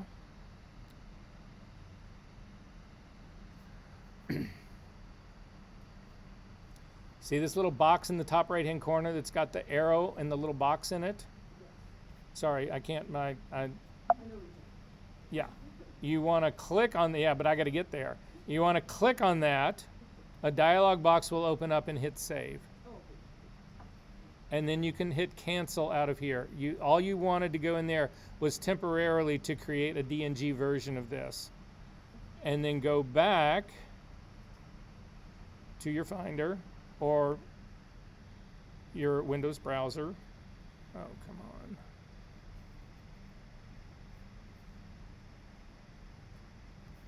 And right next to that CR2 is a DNG file. That's what we need to work on. So everybody's got the DNG, right? Okay. You can drag or drop this, or you can go find it. If you open up the program that we just opened, your camera color checker or camera calibration software, you can see it's got a drag and drop feature. You can grab that DNG and simply drag it on top of the window, and it will load the image. If you can't get two screens near enough to do that, You can also come up to the File menu in the color calibration part and just click on Add Image, and then you'll get the navigation that'll allow you to go to, again, this is inside that assignment folder that I gave you, inside the week number 2, inside the sensor folder, inside the DNG example files. And if you're lucky, what will end up happening is that it will actually find the color checker for you and put this color grid on the top of it. Now, if it doesn't do that, you can actually use the controls that are on the left or right-hand side here to zoom in and out of your picture. If you simply hover over, you'll see if you hover over one of the corners, there's a solid little green dot. That lets you place this thing any way you want to. But when you place it, again, it does a really good job of finding this thing automatically. But if it can't find it, you can manually place it, is all I'm trying to get to. When you manually place it, you need to make sure that every one of these little green squares in here is solidly inside the patch. You do not want it touching any of the corners, the edges, overlapping any of those borders. You need to get this thing in there exact, otherwise you will not have the profile that you want. Now, before you go ahead and create this profile, I want you to go back out to where the file is. We need to copy this file name because the thing is that you're developing a profile for the sensor of this camera in the lighting scenario that this was shot in. Now, this profile is only good for that specific camera model, not the whole model, just that one single camera. That's the only thing this is good for. So when you build your own profiles for your own cameras, that's fine as long as you're using your own cameras, but you want to name these profiles so that they mean something to you, so that you know what camera and what shooting that you did was involved with this, which goes back to the naming convention that you use for all of your shit, so that your profile has the same name as the file, that has the same name as the JPEG of that file, that has the same name as the liquify mesh of that file, that has the same name as the history log of that file. They all share the same name. So in order to do that, you need to copy this name. So I'm going to click on mine just to get it, and I'm going to copy. The only thing you really need on this, you don't need the frame number on this, but you do need this, this 20110917 underscore COL underscore FASHION1 underscore 01. You need all of that. Copy that. It's just easier to copy this stuff, so that's what I do. Command C to copy that. Then go back and you hit create profile. So it's going to offer to name this thing for you, and you'll see it's just going to name it Canon EOS 5D Mark II because that was the camera that took it. But that's meaningless to me. What camera was that? You need to actually put the name of your shooting in there. So to do that, if you just hit Command V or go up to the Edit menu, oh, there is no Edit menu. Oh, I'm going to hit Command V, which is normally paste. And in this case, it actually put it in there. This is a newer version of this. In most cases, it does not put it in there. So if yours did not add that name, you control click on this drop-down menu, and you will get a drop-down where you can actually put paste and put the paste in there. Either that or you've just got to type the name in there. But did everybody get this in on theirs? Okay. I've done 1,000 of these, so I'm going to add a version number to mine. Do not add a version number to yours because this is the first time you've done yours, but I'm going to put in a V, somebody give me a quick number. Top of your head. What? 7. Okay, V7. Perfect. Then it doesn't matter anymore where this is. It matters where you put this thing. I used to have you turn these profiles in. I'm not doing that anymore, but this is where they are. If you want to see where it is, I'm going to click on my drop-down menu. You can see it right here. If you really care about this, you can take a picture of this screen. It is in your user library and application support in the Adobe folder, in the camera raw folder, in the camera profiles folder. That's where this thing actually is. So I'm going to go ahead and hit save. Is this working for everybody so far? Yes. I have a bit lost with the, I like after you got like the top end, Right. Then did you just go back in the program and hit create profile? Yeah. The only reason I copied that name is it's going to offer to save the profile for you, and you want to give it that name. Is that working? No, it's not. I don't know why it's not. In terms of profile name? Yeah. Yeah, no, that's what I'm saying. So what you end up having to do is hover over this, hold down your control key, and click, now you'll get a drop down menu. Click on this, on the name, and do these. That's what I was saying. You have a, whatever, this mine has changed in this. And hopefully it says it's successfully created this, and you can say, okay. And then you can quit this. You're done. You have now created a calibration profile for this particular shooting, for this particular camera. Does that make sense, everybody, what's going on here? Okay, everybody needs to pay attention to this now, big time. We have a DNG of this already, but when that DNG was made, it did not have this custom profile in it. The file that you're going to turn into me is a DNG like this one, but with that new profile embedded in it. We cannot change this one. This has already been baked. This DNG, we cannot change the profile in this and save it. We could change it and use it, but we can't change it and save it. And the problem with this is this. Right now, all of you have this profile, the custom profile that you built is on your system. But if you save, if you go in and you do some work and you save it all, whatever, and then you put it on a hard drive and you bring that hard drive to one of these computers right here, for instance. These computers right here don't have that profile on it. So when you go to plug it in, you're going to get this warning that says, oh, that profile, we can't find it. It doesn't exist. So to avoid that, we are going to create a brand new DNG that actually has this custom profile embedded in it, and that DNG will have that profile because it's written into the profile. Written into to the DNG. That will go with you no matter where you go for the rest of your life. Does that make sense? So what we're going to do is we are going to throw away the DNG that we just created to build this thing. So throw it away. Open that CR2 file again into Photoshop. Oh, please.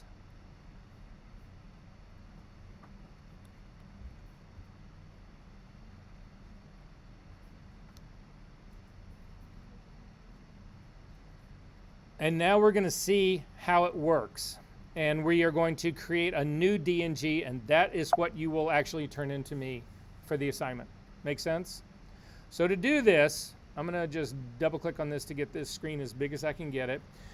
To see where you use profiles, if you come over and you look at the right side underneath the histogram, profiles have become so important. They used to be buried way down deep in the calibration tab of this.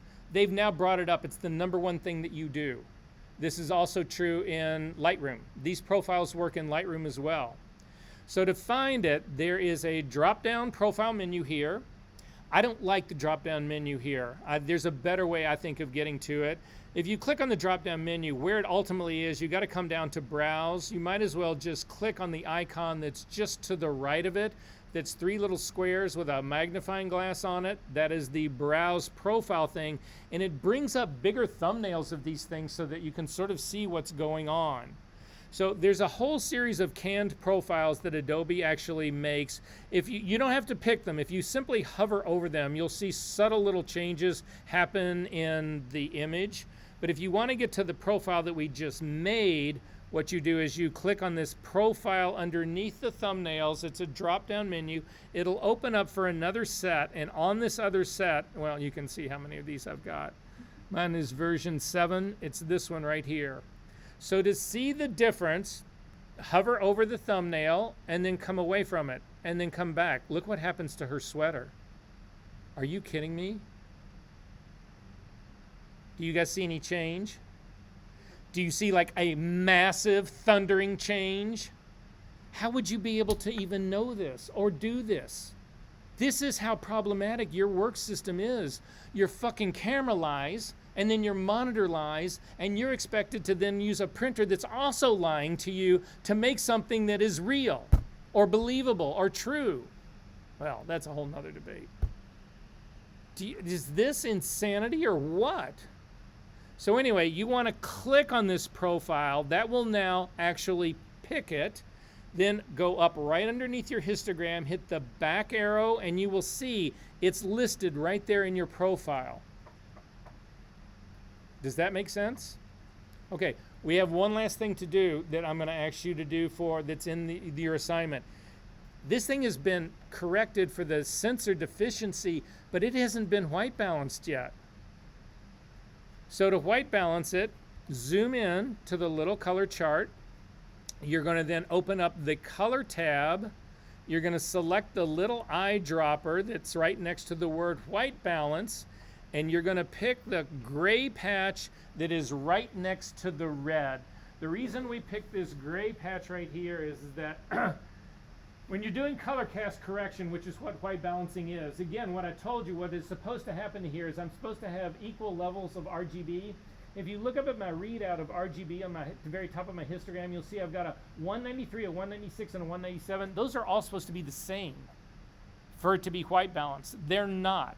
So what this thing does, it just says, well, whatever you hover over, I'm going to make all the RGB values the same. So if you hover over something that is neutral, and these white patches are neutral, and click on it, it will color balance your image. That's how white balancing works. However, you would think using white balance you would want to use the white patch. You don't. And the reason you don't want to use the white patch is that it's going to put a curve on here to change the color. The white patch is so close to the very top right hand of the curve, when you look at Photoshop where you have properties, and it's so close to the very top of it, there's no real room for it to move. So you pick something that's more in the mid-tone area to actually be able to really have room to color correct your file. So this is the one that I always pick. You also don't pick the darker colors, even though Photoshop works reasonably well on those. If you go down to the black, it's the same problem. You're too close to the corner of the curve. You're too close to the black point. The others, you don't get color casting in 3/4 tones. You get it in the midtones and the highlights and the whites. That's where you really see it. So you click on this patch, and then once you click on it, you'll see that changed my color readout to 197, 196, 196. That's about as close, but it's incredibly close. If you want to see how that doesn't work, hover over like the salmon coral patch that's right above it and click on that. And you'll see it puts in a ton of blue here. Again, the values that it's trying to get to would be, again here, all equal values, but you'll see the red value here dominates. So this sort of goes to what you were saying about trying to do color correction where you can't do it. This is an example where it can't be color balanced because the color in the red channel was too strong to begin with, and there's no way I can get it down. But at any rate, I'm going to go back to the correct one, the one that actually is gray. And then here at this stage of the game, and this is important, you want to create a new DNG of this. So you go right back up to that same little square that's got the arrow pointing down. You click on it. You save this again. Then you can hit cancel out of here and go back to that folder that had the CR2 in it. Please.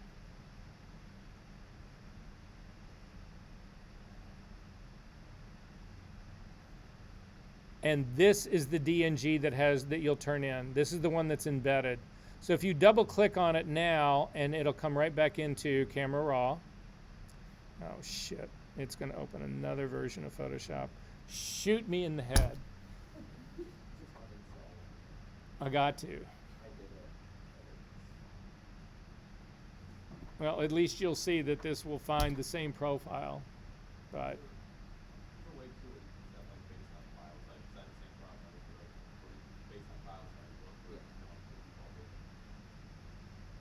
Oh, well, that's just stupid.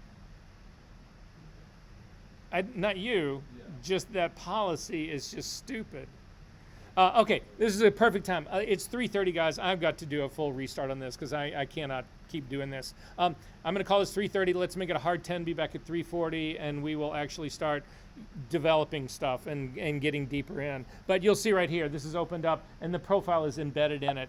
And it would be even if I didn't have this profile in my system.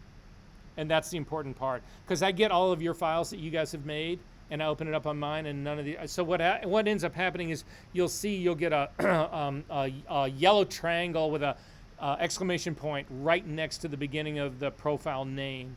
And that's telling you, if you click on it, it'll say, this profile is not in the system. This profile doesn't exist. So all the work you did is for nothing because you don't have a profile. All right, so I'll see you guys in 10 minutes.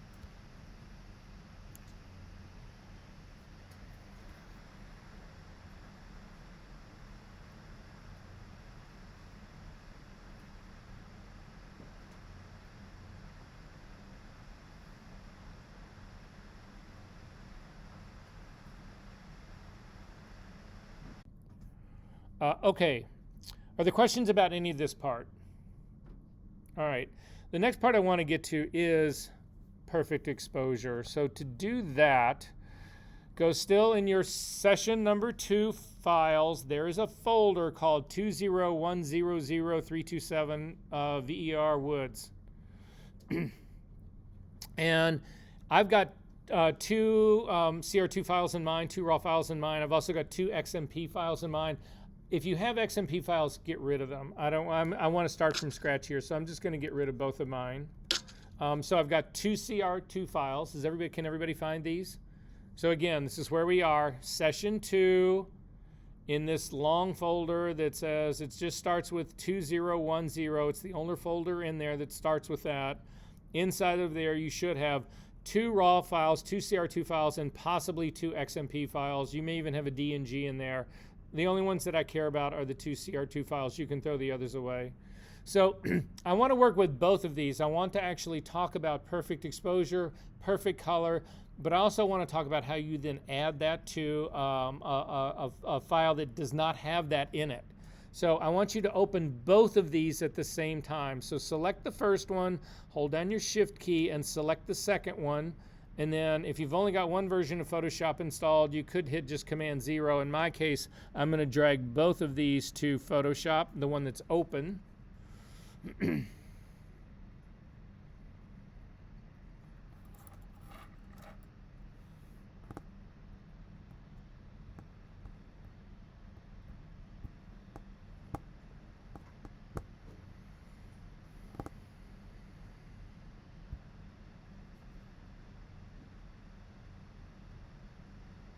And you should come up with 2 thumbnails in Camera Raw.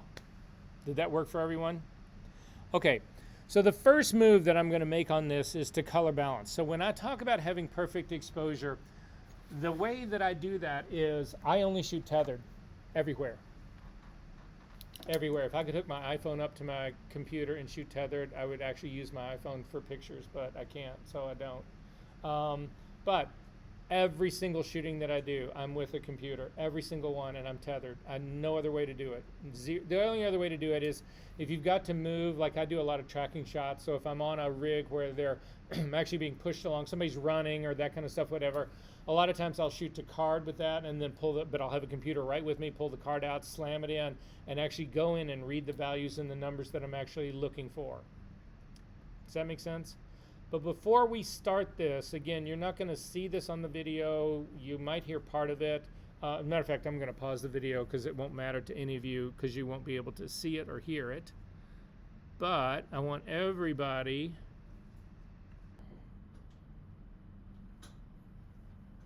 when I go into Camera Raw now, this is what I do. The first thing that you always do, again, I shoot tethered. I always shoot with a color card. I carry a color card with me everywhere. I have one right here. I am never without this, ever.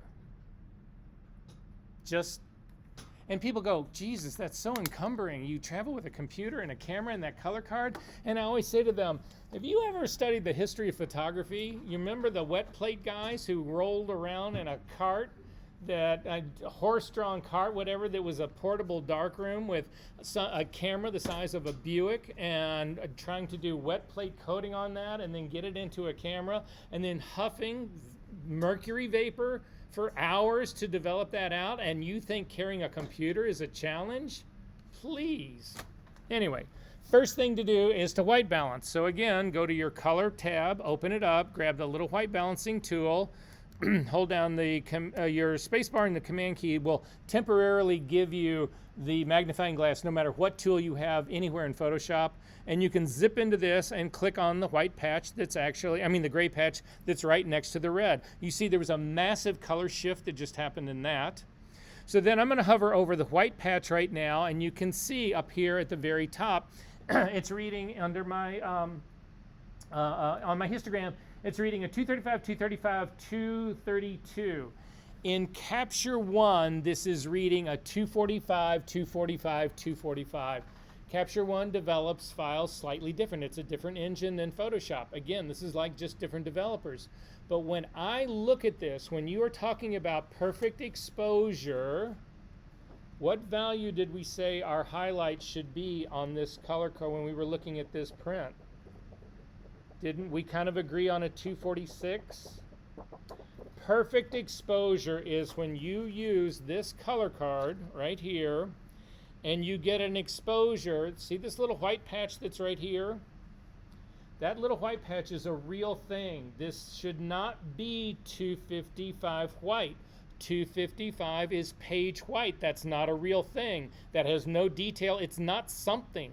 This is a real thing. If you photograph this thing, this should have texture to it. It should have detail to it. It's real. So the way you know you've got perfect exposure is when you color balance first, and then you read the value of this, and you set your exposure so that this white patch reads between 245 and 250. If you do that, you will have perfect exposure every time. You are maximizing the amount of data that you are capturing. Now, that doesn't mean that you can't process this file and make it really dark and moody. You can, but this is how you set up. You're trying to collect data to describe your image, and this is what you should be doing for every single one of them. Yes?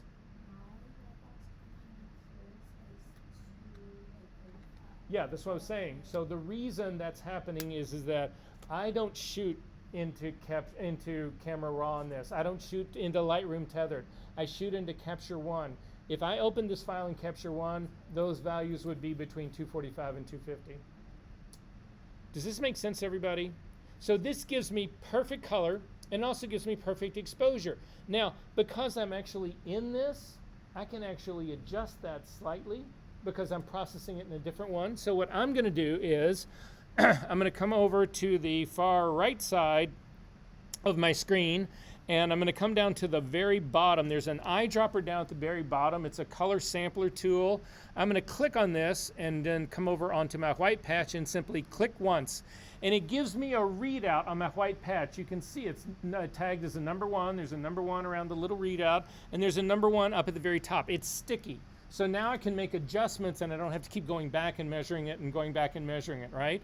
So then I'm simply going to go up to my light control panel, grab my exposure slider, and I'm going to kick it up till that reads between 245 and 250. 245 and 250. So that means I needed a half a stop exposure on this. That is now set correctly. Gets better. Where should the shadow detail on this image be? Anything, anyone. I'm going to say the reflection of the boot in the mirror is a good spot. There's another good spot. Sometimes there are shadows that should be completely black. Don't get me wrong. There's areas in this image that should be completely black. Maybe the waistband on her shorts right underneath her arm, that's another good spot. So I'm hovering over that. I'm reading in the mid-30s there. That's possibly a little light for me here. So I'm going to look at the shadow detail under that boot right there. That's also reading at 232. So I'm going to drop another point down there. And then I can actually take my blacks and I can simply push them up slightly until I'm getting more of that 225 to range, whatever in here. And I'm getting closer in here for that part here. I'm also going to take my shadows and push them. Actually, I'm opening those up. I need to pull those down. Sorry. Yeah, I go roughly around a 225, 26, somewhere in there. So I've just processed my image perfectly. I've set my shadow detail. I've set my highlight detail. Look at this image. perfectly color balanced, perfectly exposed, perfectly set up. You guys don't even get fucking close to this. However, the problem I have now is that I don't want to shoot a color card in every single thing that I need, right? I've got another image that's sitting right underneath this. So to apply all of these changes to my other image, hover over the thumbnail. At the mine is on the on the left-hand side. Yours may be on the bottom underneath. But if you hover on the top right-hand corner of your thumbnail, there are 3 little dots that show up. Click on those. You'll get a flyout menu. Do select all. You'll notice that it puts another border around the image that's right underneath it, saying they're both now selected, but still the brighter of the lines around it is on the image that has got my color card in it. Go back to those same little 3 dots that are up at the very top, click again, and come down to Sync Settings. So take a look at my screen if you're missing this. When Sync Settings opens up, the default will include, the only things that we've done in this is changed our exposure and our white balance. That's all we've done in this. So by default, that's already selected. You'll see there's a flyout menu here that allows you to select everything or select only certain things. I mean, they give you all of this possibility. You can use all or the default because, again, the only things that we have changed were color and light, and just say, okay. And now that has applied all of our changes to the second image. I'm clicking on it now that does not have the color card in it. And this is the one that I would open up in Photoshop and work with. Perfectly exposed, perfectly color balanced. There should never be any reason that you guys aren't doing this for yourselves in everything that you shoot. Everything. You own this stuff. And if I had the right color profile for this, this would be spot on. I would have made the right color profile for this before. I haven't done that, but you get where this is going, right? Are there questions about this?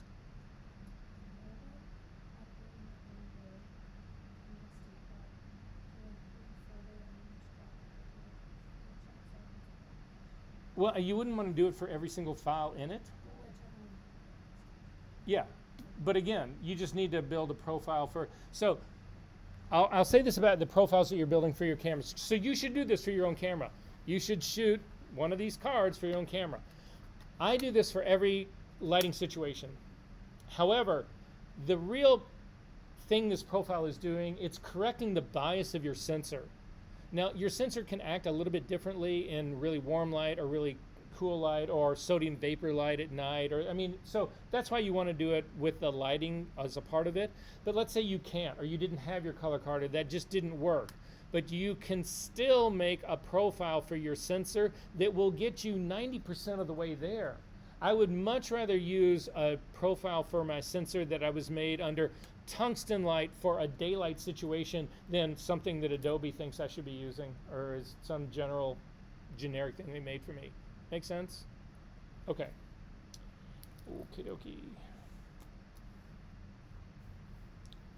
All right, we're going to make it kids. Smart objects. How many people in this room use them? That changes today. Can any of those people who use them tell me what it is? Yeah. It's what?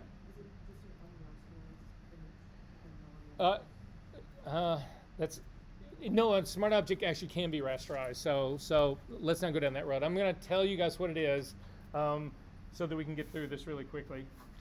So the way you need to think about it is this: I have an image, and well, here, let's do this even better. Let's go visit an old friend. You can cancel out of this. You don't need to save it. Again, you would just, at this stage of the game, you would open this file as a smart object or just as a regular opening up into Photoshop and go ahead and continue to work with it. But that's the way you should be thinking about doing all of your developing. That in the assignment, it's asking you to do the same sort of thing to, again, you'll have 2 files in the assignment folder. One's got a card in it, one doesn't, whatever. You can white balance all of them or just give me the one that doesn't have the color card in it, but took all of that information from it, just like we did here. So I'm going to cancel out of this really quickly. I want you to go back to our session number 1. Oh my Lord. You cannot be doing this.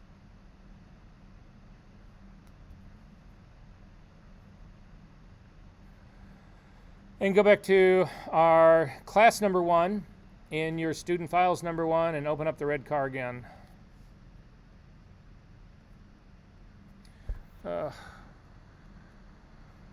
Shoot me now. Somebody please just shoot me now. Maybe I can quit the other version of Photoshop and I'll get better results.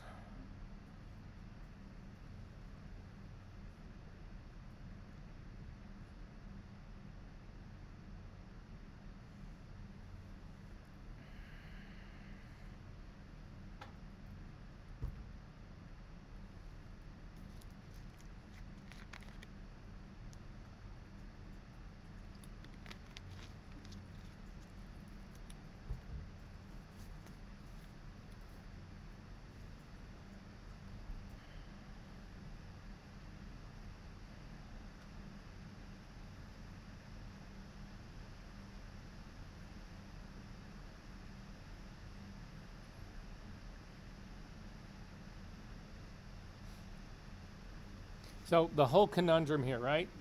So I was a whole software system behind this. I'm on Ventura now. I was on the one, whatever the one before it was.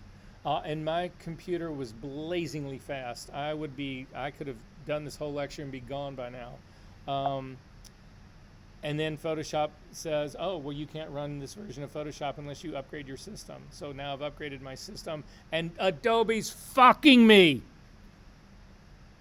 Okay, so I'm going to double click on the menu bar up near Photoshop. Will actually reset my entire workspace to fill my screen proportionately.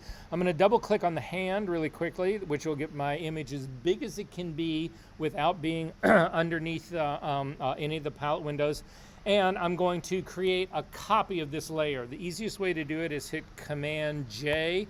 Again, whenever I say Command in Macintosh, it's Control in Windows, and it creates a second layer of this. So this is what I've got right here. This is the second layer of it, you can see. So has everybody got this car open in 2 layers?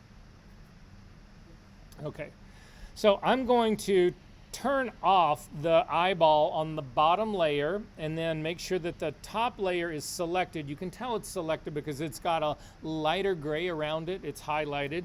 And I'm going to transform this. I'm going to shrink it. So to shrink this thing, I'm going to hit Command T. That would be Control T on Windows. If you can't remember that, it's the same command as up at the Edit menu down to Free Transform. And what you'll see when this thing comes up is that every time we do something in Photoshop, not every time, but a lot of the time, certainly if you select a different tool, if you do something like transform, whatever, you'll see that you get an options bar change at the very top. So this bar that's up at the very top has changed now to reflect the transform that we're going to do. So for me, depending on the way you've got yours set up, again, if you set your preferences up the way that I suggested last week, this all should work. For me, I want to transform this, but I want to shrink it. I'm going to shrink this car. I'm going to make it much smaller, but I want to shrink it in proportion, right? I don't want to just shrink the width. I want to shrink the width and the height together so that the car gets smaller, but it keeps its proportion, right? So to do that, if you look up at the very top in the options bar, there is a width adjustment, that's the W, and then there's a height adjustment, that's the H. And in between the two, there's a little thing that's supposed to look like a chain link. If you click on that, then when you change one value, it'll automatically change the other value. So then the way I change values is, there's a number of ways you can do it. There is, you can type values in here directly, or you can use the scrubby slider, what I call the scrubby slider. If you hover your cursor over either the H or the W, it will change into a hand that's got an arrow that goes right and left. If you click on, so I'm going to click on H and I'm going to start to drag to the left, and you'll see those numbers go down. And if you drag to the right, those numbers go up. So I'm going to drag it down to 25. So I'm going to crush this down to 25%. And then once I do that, you'll see that it makes a very little car. So I need everybody to make a very little car. And then to go ahead and accept this, there is a check mark that sits up in this options bar. There's also a circle with a slash through it. If you wanted to undo what you just did, you could click on that circle with the slash through it, and it would go back to its what you did before you started to transform. But I want to go ahead and do this, so I'm going to click on the check mark to transform it, and I've made an incredibly little car. Everybody have the little car? Okay, I'm going to retransform this back up to its original. So again, Command T again, do not hit undo. That's not what I'm doing. What I'm doing is retransforming it a second time. So I hit Command T again. I'm also going to click on the link again between the width and the height.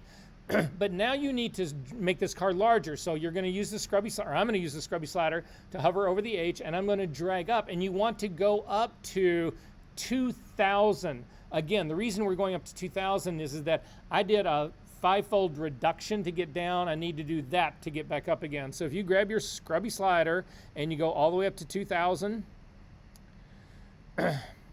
that's too big. It's not 2000. What am I thinking here? It's 400.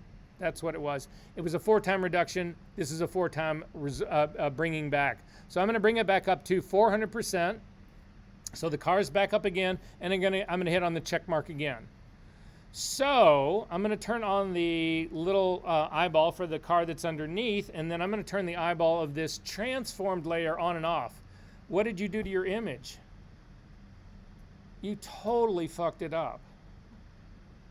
Does this make sense, everyone? Why did I fuck that up? No, here, I'm going to show you an even better version of this. Go back in your history palette, click on the red car at the very beginning when you opened it up. Hit Command J to make another copy of it. Command T to do a transform. We're going to do an extreme one now. Take this, click on the link between the width and the height, and take your scrubby slider and go all the way down to 5. Yeah, you can still have the car underneath visible. I'm going to take it all the way down to 5%. Really little car. And go ahead and click OK. Are we good? Now I'm going to do my Command T again, and this is where you go to 2000. So click on the link between width and height and drag the car all the way back up to 2000. Or type in 2000. And say OK. Now I've really got a fucked up car. So what happened in this whole process was that when I did the original transform, that's a destructive move. I threw all of that data away, all of that other resolution away, all those other pixels, I just pitched them. And then when I brought it back to its original, it had nothing to work with. And so this is the result.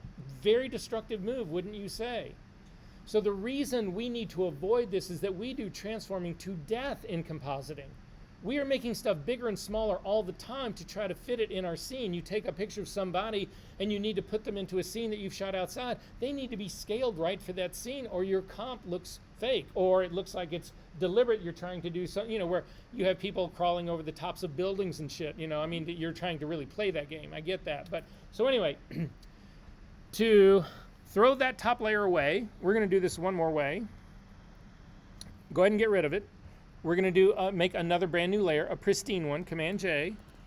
But before I do that crushing and re-expanding, I'm going to turn this into a smart object. So to do that, come up to your layer menu, down to Smart Objects, and convert to Smart Object.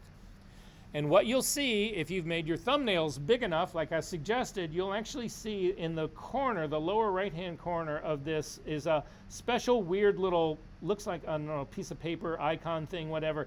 That indicates that this is a smart object.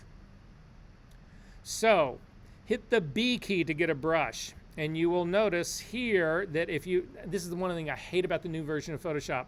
You cannot paint on a smart object. So watch what happens if I try to paint on this. So you don't get a warning on this that you can't paint, but then start to paint on it, and what you'll see is it just created a brand new layer for you and then put that mark on it. For me, it was much better when in the old days of Photoshop it said you can't do that to a smart object. So if you throw this layer away, instead hit the S key to get the clone stamp tool. And again, if you try to clone stamp on this, so I'm going to hold down and click on it to set an option part and click to move it, it will say to you this: the smart object must be rasterized before proceeding. A smart object is a protected image. Doesn't mean you can't fuck it up, but it means it's protected. So we're going to do the transform same thing again. So Command T, click on the link between the lock between width and height. Use the scrubby slider and take it all the way down to 5%. Click on the check mark, and you can see if you turn off the eyeball on the image underneath, you got a really small little image. But now I'm going to transform it again, Command T again. But now you'll notice that it didn't reset my values up in the very top back to 100%. It knows what I'm doing here. So it's actually simply giving me the illusion that this is now made really small. If you click on the link between the width and the height again, and you crank this back up to 100%, exactly, and click on the check mark and say okay, you see that the car comes back in its pristine state. There was no damage done to this. So the way that you need to think about a smart object is this. So here's your image. When you say that I want to transform this into a smart object, what it does is it puts it inside a protective envelope. You cannot fuck the image up now. The image is inside this protective envelope. I can transform this thing repeatedly. It will give me the illusion that it's bigger, smaller, bigger, smaller. I can do this 1 billion times. It won't matter because it's never touched the image that's inside this protective envelope. It's just giving me the illusion that this thing is smaller. Does that make sense to everyone? So that doesn't mean this thing is protected forever. If you double click on your smart object, it will open up a completely different file. You will notice now I've got 2 versions of this car that are open. So again, please do this with me. It will help the whole memory, hand memory deal, pay all of that about all of this. You'll notice that I've got 2 open. And in your case, if you did not set up to avoid tab behavior, you don't see that you have 2 open. You've now got 2 tabs and only 1 image. Again, a problem that I have with the whole tab behavior. But you'll also notice that this is now not a PSD, but this is a PSB. What has happened is the image that was inside of this has just been pulled out, and it's sitting next to the image that it's coming from. I can totally fuck this up. Hit Command I to invert this image. It now makes your car cyan and an invert of it looks like a negative. And then click the close box and say you want to save this. Now the thing that was a smart object is now turned that cyan because I took this thing out, I inverted it, and then I put it back in, and that's what it now looks like. However, I can actually double click again on the smart object. It'll open up, Command I to invert it back, click on OK, and save this, and now I've got my car again. But the point being is that the smart object itself protects your image. Does that make sense, everyone? Okay, this becomes critical to us because smart objects do not only contain baked data, which is what this is. This is a file that has been processed. Smart objects can hold raw data. So you can actually put copies of the raw data of your file into a Photoshop file and have it there forevermore to work on. Make sense? So that's going to be the work process that we go for right now. Are there any questions about this smart object thing? Okay. So final push here, guys. You can close up the red car. We need to go back to our session number 2.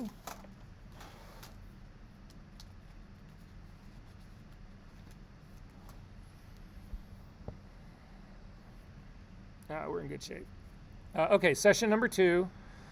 Please do this with me. This is actually, I think, part of your homework. I'm pretty sure this is still one of your assignments. So do it with me, and then you'll actually already have it done, and you can just turn it in. It may not be one of your assignments. When they exploded this class, I had to cut back on the number of redundant assignments. There is an assignment for you to do exactly what we're doing in that. I'll look in just a second, and I'll tell you. No, this is not going to be your assignment file, but this is going to be our practice file. So if you double click on, I'm sorry, the file that you're looking for, it's called Bruce Fraser, copyright 2005. It's a picture of a castle. Can everybody find that? Again, session 2, Bruce Fraser, copyright 2005, DNG. Did anybody not find it? Okay. So when you open this up, it'll open up into Camera Raw. I need to make sure that this is reset at its defaults.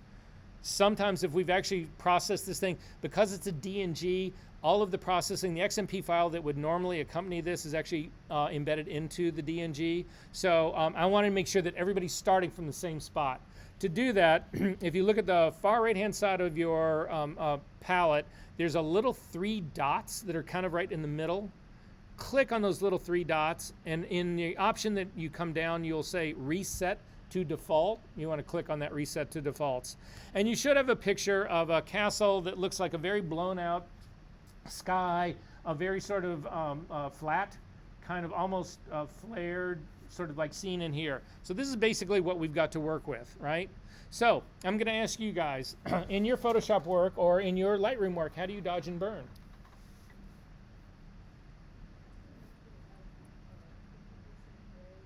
Yeah, so you do a soft light layer and you dodge and burn. So you would bring this file into Photoshop, you would do a soft light layer on the top and use dark to make it darker and light areas to make it lighter, or you could do curves on both. You could do 2 layers of curve that makes things darker, a curve that makes things lighter, and you could dodge and burn that way. You can use the dodge and burn tools in Photoshop. Those all work, all of those ways work, right? And all of them are worthless. All of them. Every single way you are working on baked data to do that. We're not. We're going to leverage this raw data over and over and over. Do you guys have any idea how big the raw data sets that you shoot are? They're massive. They can do things that you can never do in Photoshop. And that's what we're going to do right now. So I'm going to start with this at its basic. I'm going to tell you how, I'm going to give you a set of numbers to plug in, because we don't need to, I want everybody to be on the same page. So I'm going to give you a set of numbers to plug in. However, the numbers that I have on this were done in an older version of Camera Raw. So we need to get to the older version of Camera Raw so that the numbers I can give to you will make sense. Does that make sense? Did you know that you could process in any version of Camera Raw that you've ever used? Why would that matter? Oh, come on, you're the fine artist and you've become world famous. Gregory Crutzen bows down to you. You've got a whole show that you printed 5 years ago, 6 years ago, 7 years ago, and you need to do something exactly the same because somebody wants to give you $1 million for your fine art print. Well, you better be able to go back and process it in the version of Photoshop that you used back 6 years ago instead of the one that exists right now, because as we can see right now, they're doing nothing but fucking this program up. So anyway, you can go back to different versions. So we are going to go back to a different version. To get to it, come down to the very bottom of your palette on the right-hand side. At the very bottom, you will see there's a thing called calibration. If you can click that open, does everybody have this calibration? Can everybody find that? So on the palette, right-hand side, all the way at the bottom, open up calibration. At the very top, there is a process, and you can see in my case, I have version number 6. This is the current version. They used to be smart about this, and they actually dated them. They don't do that anymore. So you want to go down. This was the processing that I've got in here. I did in 2010. So that is version 2.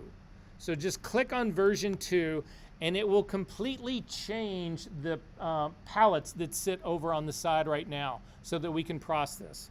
So does everybody have version 2 selected? All right. Then go back up to the very top and open up Light.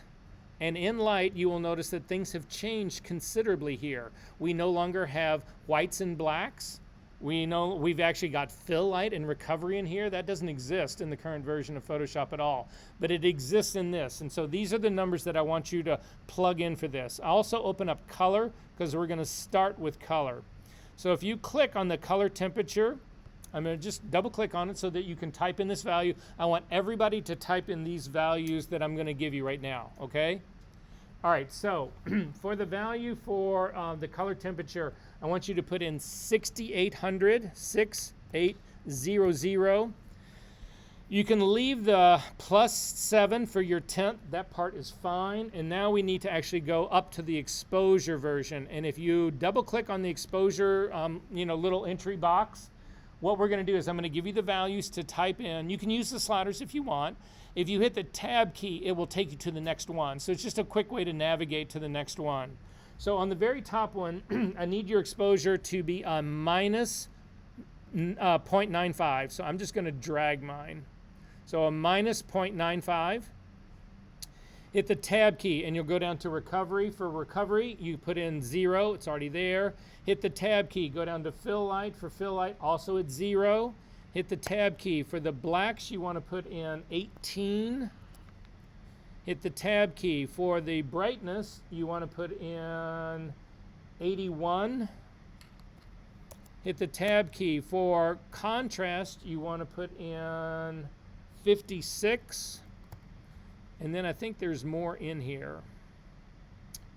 So that's now, this all used to be in 1. It's no longer in 1. So we actually now come down to effects and open up effects. For clarity, you need to double click on it. For clarity, I want you to put in 52. And then go back up to color. And for vibrance, I want you to put in 35. So I'm going to read these to you again. I'll start at the very top with light. So for the exposure, minus 0.95. For recovery, 0. Fill light, 0. Blacks, 18. Brightness, 81. Contrast, 56. Open up your color tab. For the color temperature, 6800. For the tint, +7. For the vibrance, +35. Is everybody good on that part? And then down at the bottom, if you have this set right, you should see a thing that says Open Object. Who does not see Open Object? Who just sees Open? Okay, if you just see Open and you hold down your Shift key, you will get Open Object.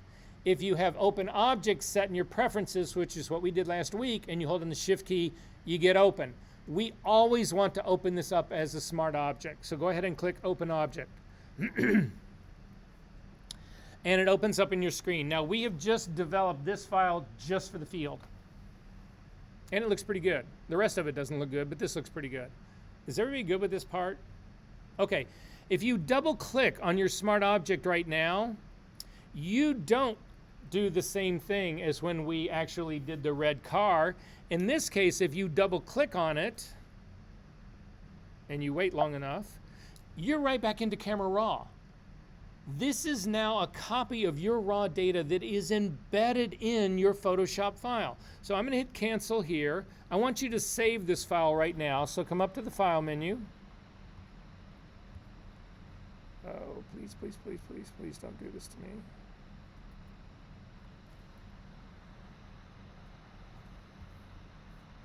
File menu. Come down to Save As. And we're going to save this as either a Photoshop format or a TIFF format, either one. And then I want you to name it Castle.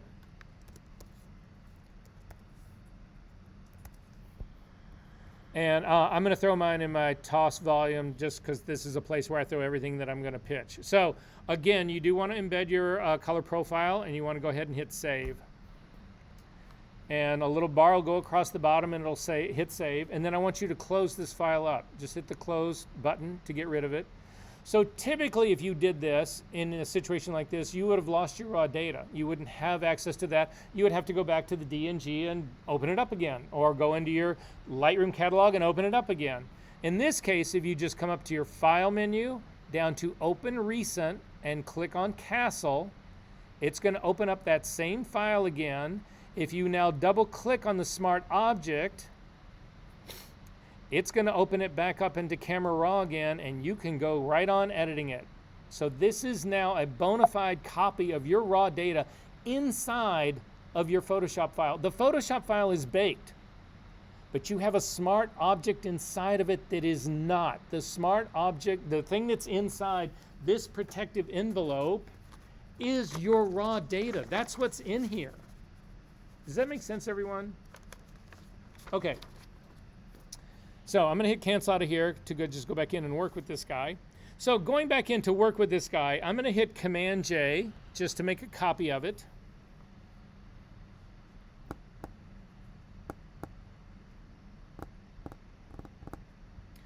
And I have another copy that's also a smart object. Does everybody have this? Okay, I want you to double click on the second smart object, the one above it, the second one, the copy we just made. Double click on it. It's also a copy of your raw data. It's going to go right back into your raw data. And now I want you to take the exposure slider and drag it all the way to the left. Now I want you to make a really dark image and say okay.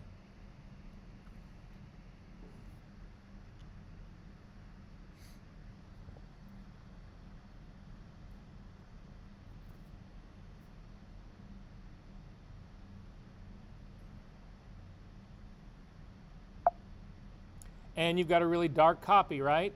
But look at the smart object that was underneath it. What happened to that? They both went that way. So this is what just happened. So I've got a smart object. I've made a smart object in here, right? It's my raw data. I put it in here. And then when I did that Command J to copy it, it didn't make a separate version of this. All it made was a reference to this original one. So both of these layers are referring to this one single smart object that's in here. And if I change one of them, it changes all of them. Does that make sense? So we need to break that pattern. We need to have a separate set of raw data so that we can process something for the sky and have it not reprocess the field again. Does that make sense? So hit Command Z to undo that, because I don't want that process to happen. Throw away the second layer to get rid of it. So now I've only got one copy of this stuff. But now this is the thing. You've got to remember this. So whatever it takes, write this down, put it in your phone, whatever. The only way that we can make this work is to create a copy using the very special method. And the method is this. Come up to the layer menu, down to Smart Objects, over to New Smart Object via Copy. Pull your phone out right now and shoot a picture of this, please. Even if you don't need to remember it this way, you will always have it and you can come back to it and say it. If we do it this way, it looks like we've got the exact same thing happening here, but we don't. This is now a separate smart object with its own copy of raw data in it. So now I'm going to end up with a file that's got two copies of my raw data processed two different ways. So double click on the top smart. First off, let's name these things. If you go down to your base layer, the bottom layer, double click on the name Bruce Fraser. We are going to call this field. Come up to the second one, double click on that. I'm going to call it sky. And then double click on sky to open it up into Camera Raw. And we are going to reprocess it. Has everybody got this open back into Camera Raw? Okay, I'm going to start at the very top. It used to be completely configured differently, so I'm going to start so that we just go all the way down from the very top. So for your exposure in here, at the very top, we need this to go to a -1.5, so -1.5. Again, if you double click on the box and then use your tab key, we can come down to recovery. For recovery, you want to put in 96. Hit the tab key to go down to fill light. For fill light, we're going to put that at 0. Tab key down. For the blacks, you're going to put it in at 32. Tab key down. For the brightness, 60. Tab key down. For the contrast, 6. And then I'm wondering, I don't know, I'm going to try tab key down. I'm hoping it's going to go to my tint. We'll see. It does. Eureka. All right, so go tab key down to the color temperature. You want to put in 4700, 4700. Tab key down. You can leave your sky, the tint at +7. Tab key down for vibrance, put in 100.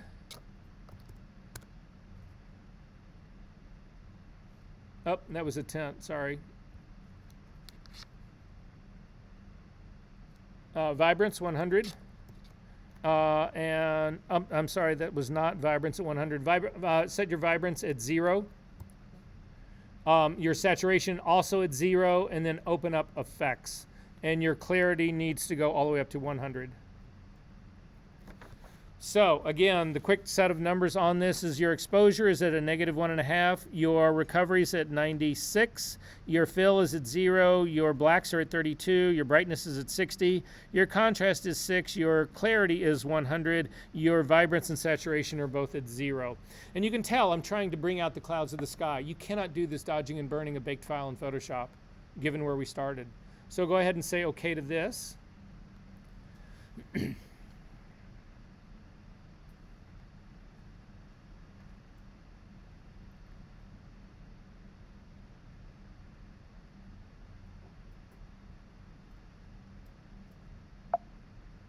And you can now see I've got something that's developed just for the sky. But if you turn off the eyeball of the sky, you can see that the original version is still there. It's still a set of raw data that's still been developed the way this raw data was developed, but it's all on its own. So answer me this, when you guys are all working in Lightroom or that kind of stuff, can you have 2 versions of your raw data processed the same in Lightroom? No, you cannot. Can you have 10 processed in different ways, the same data? No, you cannot.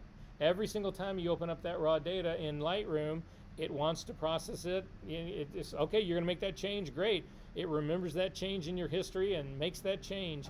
I have now broken that link. I've now got 2 sets of that raw data processed completely different.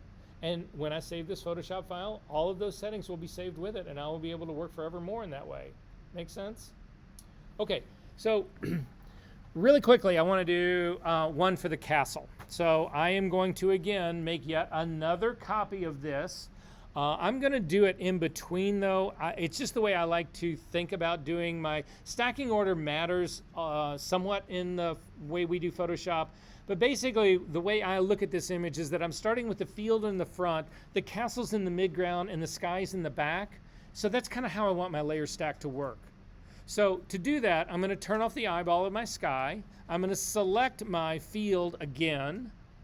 And then we're just going to make another version of this smart object that's separate, not a Command J version, but a separate version of the raw data. So up to the layer menu, down to smart objects, down to new smart object via copy. I'm going to double click on it to rename it. It's not going to be field copy, it's going to be castle. Then I am going to double click on it to open it back up into Camera Raw.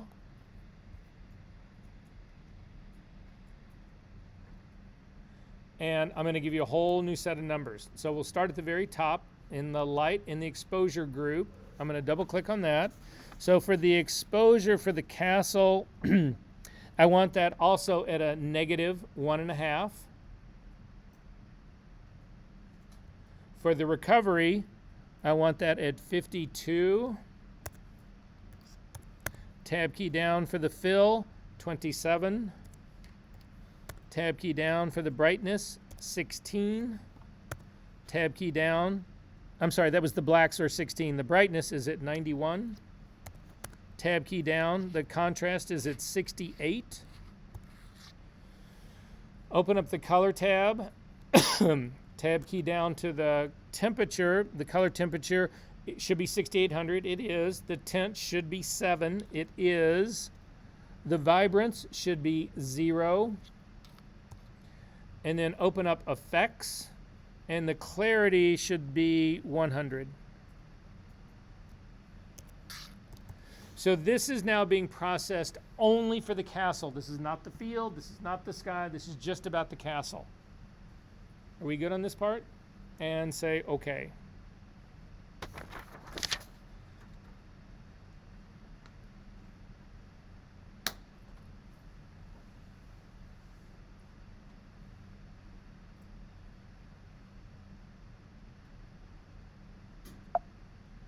And save your file. So up to the File menu, down to Save, because we've already did a Save As and renamed it. And then I want you to close it up again, just so that you understand that we did not lose all of that raw data and all of those process settings. Up to your File menu again, down to Open Recent, and over to castle.psd or TIFF. If you open up again, you'll see that you've got a version that was processed just for the castle, a version that was just for the sky, and a version that was just for the field. All of these three are now completely separate. There is no possible way you can dodge and burn better than this. You are reprocessing your data.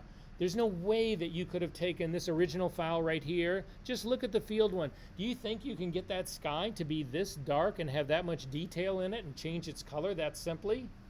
Not possible. Not even possible. But now I need to put these three things together. So a big part of this class is about making selections. This is the one thing I will tell you about selections. If you can make a good enough selection, you can do anything in Photoshop. Anything. But that, if you make a good enough selection, is where everybody gets tripped up. So how many people in this room how many people in this room struggle with selecting hair? Everybody, right? Next week, I'm going to show you guys how to select hair the right way. Because right now, Photoshop has gotten better. Their auto selection tools have gotten better and better and better, but they don't get anywhere near what you can actually do manually. So we really start, this is the last day that we're dealing with color and exposure and processing and all of that kind of stuff. We move radically into compositing and retouching next week, and we will stay there until the final class. So if you've made it this far, don't quit now. Show up next week. So we're going to put this together. We're going to do it pretty quickly. We're not going to have time to refine it as much as I'd like, but that's where we'll pick up next week. So to start off, I'm going to add the sky first. And so what we really want to do is use a layer mask. So I've got to ask, how many people in here are iffy with how layer masking really kind of works? Okay, that's a perfect way to actually think about doing this part. Okay, so I'm going to go turn on your sky layer. Go ahead and make it active so that you can actually see it. And we're simply going to add a layer mask to it. Now, there's a million ways of doing this. But again, all of the layer work that I do, I typically use the icons that are at the very bottom. I'm going to see if they will make my screen smaller next time so that all the people in the back can actually see the bottom of the screen. Because right now, I don't think anybody can, right? So, but at the very bottom of your layers palette, I'm going to pull my layers palette up so that everybody can see it. There's a set of icons here at the very bottom. We've already used the one that's got the actual, the half circle that's half light, half dark. This is where all your adjustment layers are. So curves, all your adjustment layers are here. The one that's to the left of that is a square with a circle in the middle of it. That is the add layer mask icon. So if you click on, make sure that you've got your sky layer is selected. So make sure that the sky layer is the one that is highlighted. It's the lighter of the grays. And then click on that square that's got the circle in the middle, and it will add a layer mask to this image. And the layer mask is sitting right to the side, and it's white. Has everybody got this up? Are we good on this part? Okay. So I'm going to reset my workspace so that my layers tab is back where it should be.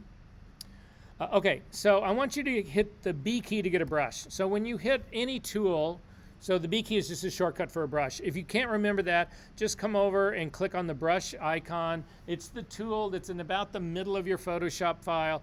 You should periodically check it if you use other brush settings in here. I do a lot of work with the mixer brush, so a lot of times I need to come up here and make sure that I've got the brush tool is selected. Mine is. Then immediately your eye should go up to the options palette that sits up at the top. So in the options palette that sits up at the top, this is where you control the behavior of your brush.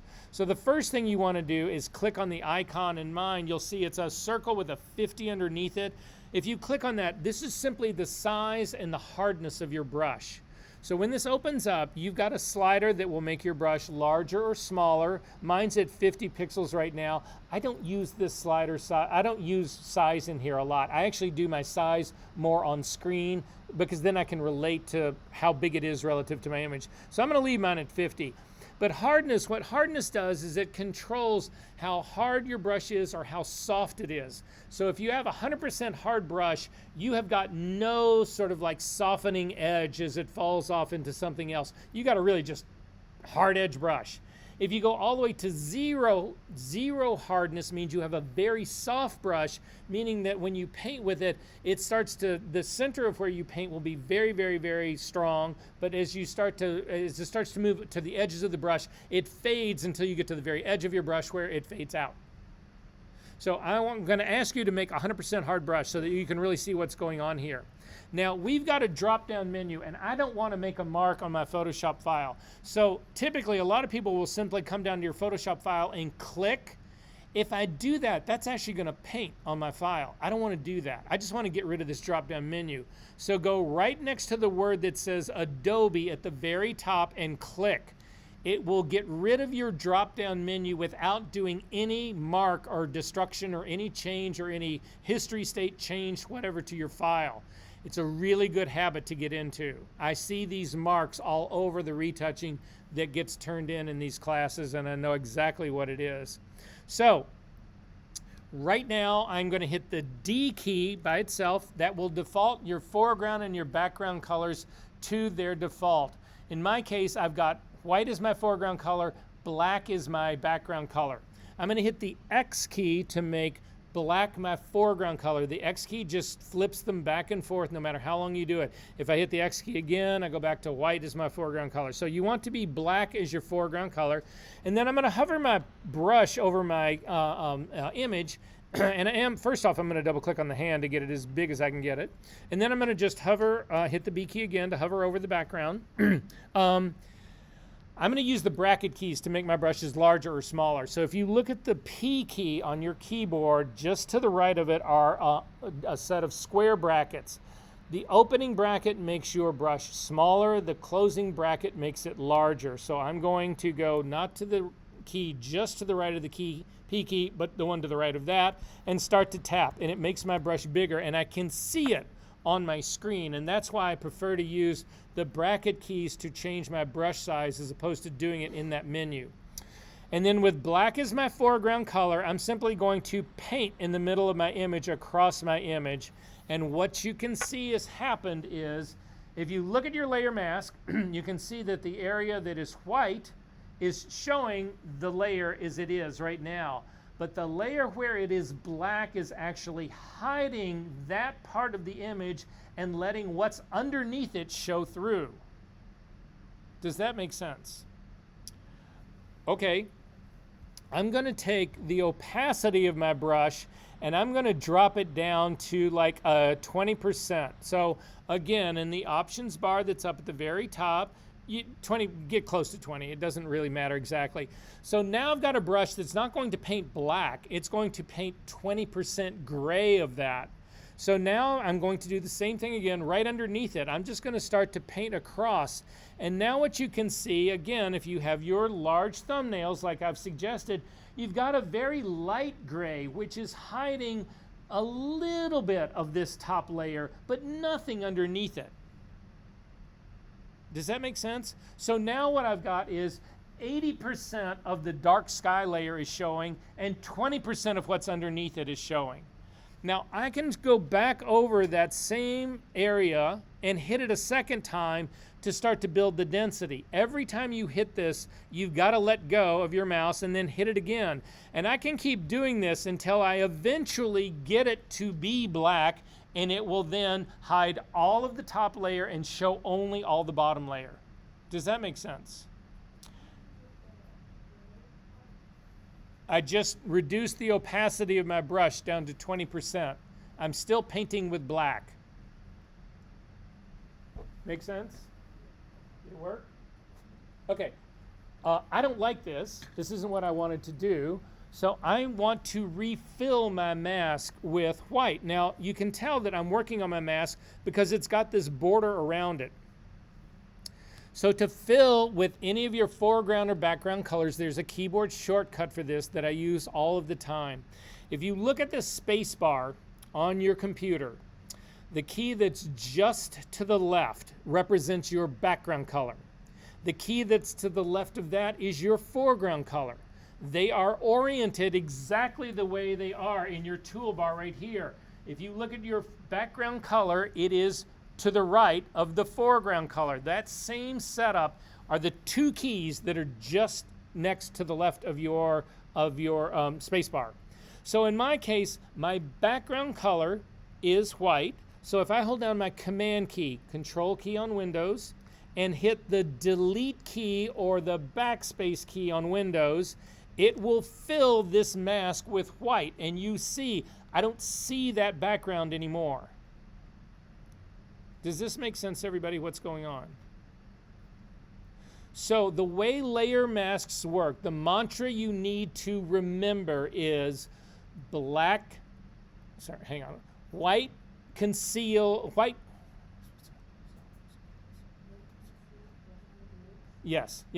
conceals, black reveals. So if you're painting with black, it shows what's underneath. If you paint with white, it hides what's underneath. And then shades of gray do exactly that transparency trick in the middle. If we were to paint with a 50% gray, so take your opacity of your brush up to 50%. Sorry, what was that you put to go back on to make the mask white again? So is the mask selected? So make sure the borders are around it, right? Yeah. Okay. So the Command key, which is just to the left of your keyboard, your space bar, that is your background color. The key to the left of that is your foreground color. You need to hold down either one of those keys and hit either the Delete key on a Mac or the Backspace key on Windows, and it will automatically fill with the foreground or the background color. So for instance, right now mine's white. So I'm going to fill mine with black now. If I hold down black is my foreground color, Option Delete fills it with black. And now you see it's hiding the entire sky because my whole background is filled with black. Does that make sense? There's one other trick to do this, guys, just so that you know. Go ahead and click on this. Make sure that you've got your, go ahead and fill this with black so that it's hiding all of it. And then you'll notice up in your properties panel, there's a density slider for your mask. If you've got the mask selected, your properties are about density. If you've got your image selected, your properties are about image. So select the mask. You can take your density slider and pull it back to 50%. And you'll see it changes the gray in your mask to a 50% gray. And what's happening now, that being a 50%, is that this is now half of my sky layer is showing and half of the background is showing because that's a 50%.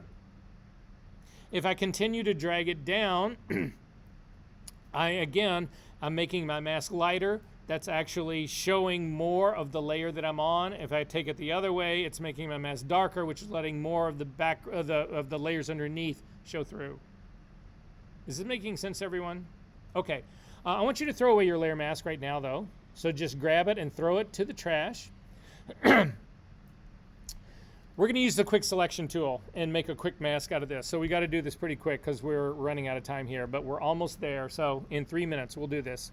So most of you know the quick selection tool. If you come over to the toolbar up at the very top and you come down, it's the fourth tool down. If you click on it, you'll get a flyout menu. You've got the object selection tool, the quick selection tool, and the magic wand tool. I want you to pick the quick selection tool, the one that's in the middle. Again, this thing is controlled using the bracket key, so I'm making my bracket key the closed bracket key to make my brush larger. But the way you need to know is how this tool actually works. The way this tool works is you need it to paint an area that you want to be selected, but you cannot let it ever touch the edge of where that selection ends. So what I want to do is I want to select the sky, but if you bring this brush down and you actually clip the grass or the castle, it will stop looking. It looks for edges. That's all it does. That's how the tool works. So if you cross the castle or you cross the grass, it no longer is looking for the horizon line. It's going to start looking for another edge down in the grass or down in the castle. So what I'm wanting it to do is pick the sky. But in this case right now, I can actually help Photoshop do that. I don't have a really good delineated horizon line here. I want it to just pick the horizon line. That's all I want it to do. So if I turn off the sky, you can see that my bottom layer has got much more contrast. That horizon line is much more pronounced here on this layer than it is on the sky layer. The sky layer, they're really close. So I'm going to turn the sky off and use this layer to make my selection. So I'm going to start in the top left-hand corner. I'm going to click and start to work my way around. Do not come down and touch the grass. Do not touch the castle. As you come across, it gets really smart. It selects everybody else, but you do not want this tool to ever touch the edge you want it to find. And so now I've got a selection of the sky. How many of you guys save your selections? No one. I know from experience. That ends today. I've gone to all this work to make the selection. I want to save it. Go up to the Select menu, come down to Save Selection, and call it Sky, because that's what it is. Hit OK, and then if you look down at the bottom of your channels palette, you will actually see what they call an alpha channel with the word Sky on it. It's just another layer mask, and you can see in the layer mask channel called Sky that the sky itself is white and that the background is black, or the field and the castle is black. Yes. Yep. So you've got an active selection going. Up to the Select menu. You good? Down to Save Selection and type in Sky. So I've still got an active selection going. If you want to see what mine, don't do this, just take a look at mine. I'll show you what mine looks like. It's just this. It created a layer mask. Again, where it's white is going to be revealed, where it's black is going to be concealed. Make sense? All right, back up to my layer. Do you guys still have an active selection going? Hit Command D. That will deselect it. That means you don't see the marching ants anymore. But we can reload it. Just come up to the Select menu, down to Load Selection, and then in the drop-down menu, come down, don't do Sky Transparency, do Sky, and say OK. You got the marching ants again. So does everybody have marching ants on the sky? A good selection? Okay, now, we don't have a layer mask on the sky, but we do have a selection going. If you now simply click on the little icon at the bottom of the Layers palette, the square with the circle in the middle, click on it, it will add a layer mask with that selection. And you can see it right there. Now, I didn't see any change in my image. Why not? What? No, the eyeball's off. I can't see it. So I'm going to turn the eyeball on. Try to dodge and burn like this. Won't ever happen. This takes your processing to such an advanced level. You go in for a job interview where a retoucher and you do this kind of work right off the bat. There's no retouching in this. This is just making a quick selection. Is this making sense, everybody, what we're doing here? Okay. We've hit our limit. Next week we will do the selection for the castle and refine these. But are there any questions about this? Yes?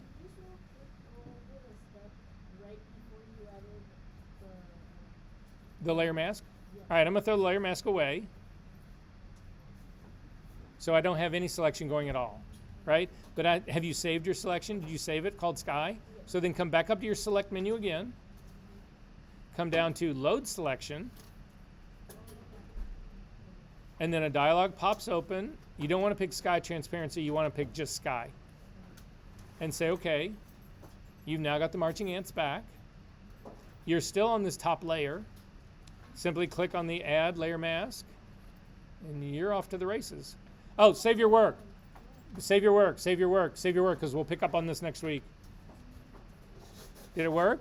Yeah. I know, right? And you've got this insane image right now, and we're not done. All right. So anyway, for the homework, really quickly, guys, for the homework, you're going to create there's two folders in there. You're going to create a custom D&G profile for both of them. white balance the image and embed the profile. That's what you're going to turn in next week. Again, bring your files to class. We will turn them into the server next week as a group. So all you need to do is do the work and save it. There's nothing to turn in on Canvas in this class ever, except your written, something for your final project that's written. Your second is there is a file in there, a different file, just read the assignment number, that you are going to what I call parametrically dodge and burn. That's what this whole process is that we're doing right now. This is dodging and burning by reprocessing raw data, not going in and using a soft light layer or that kind of shit.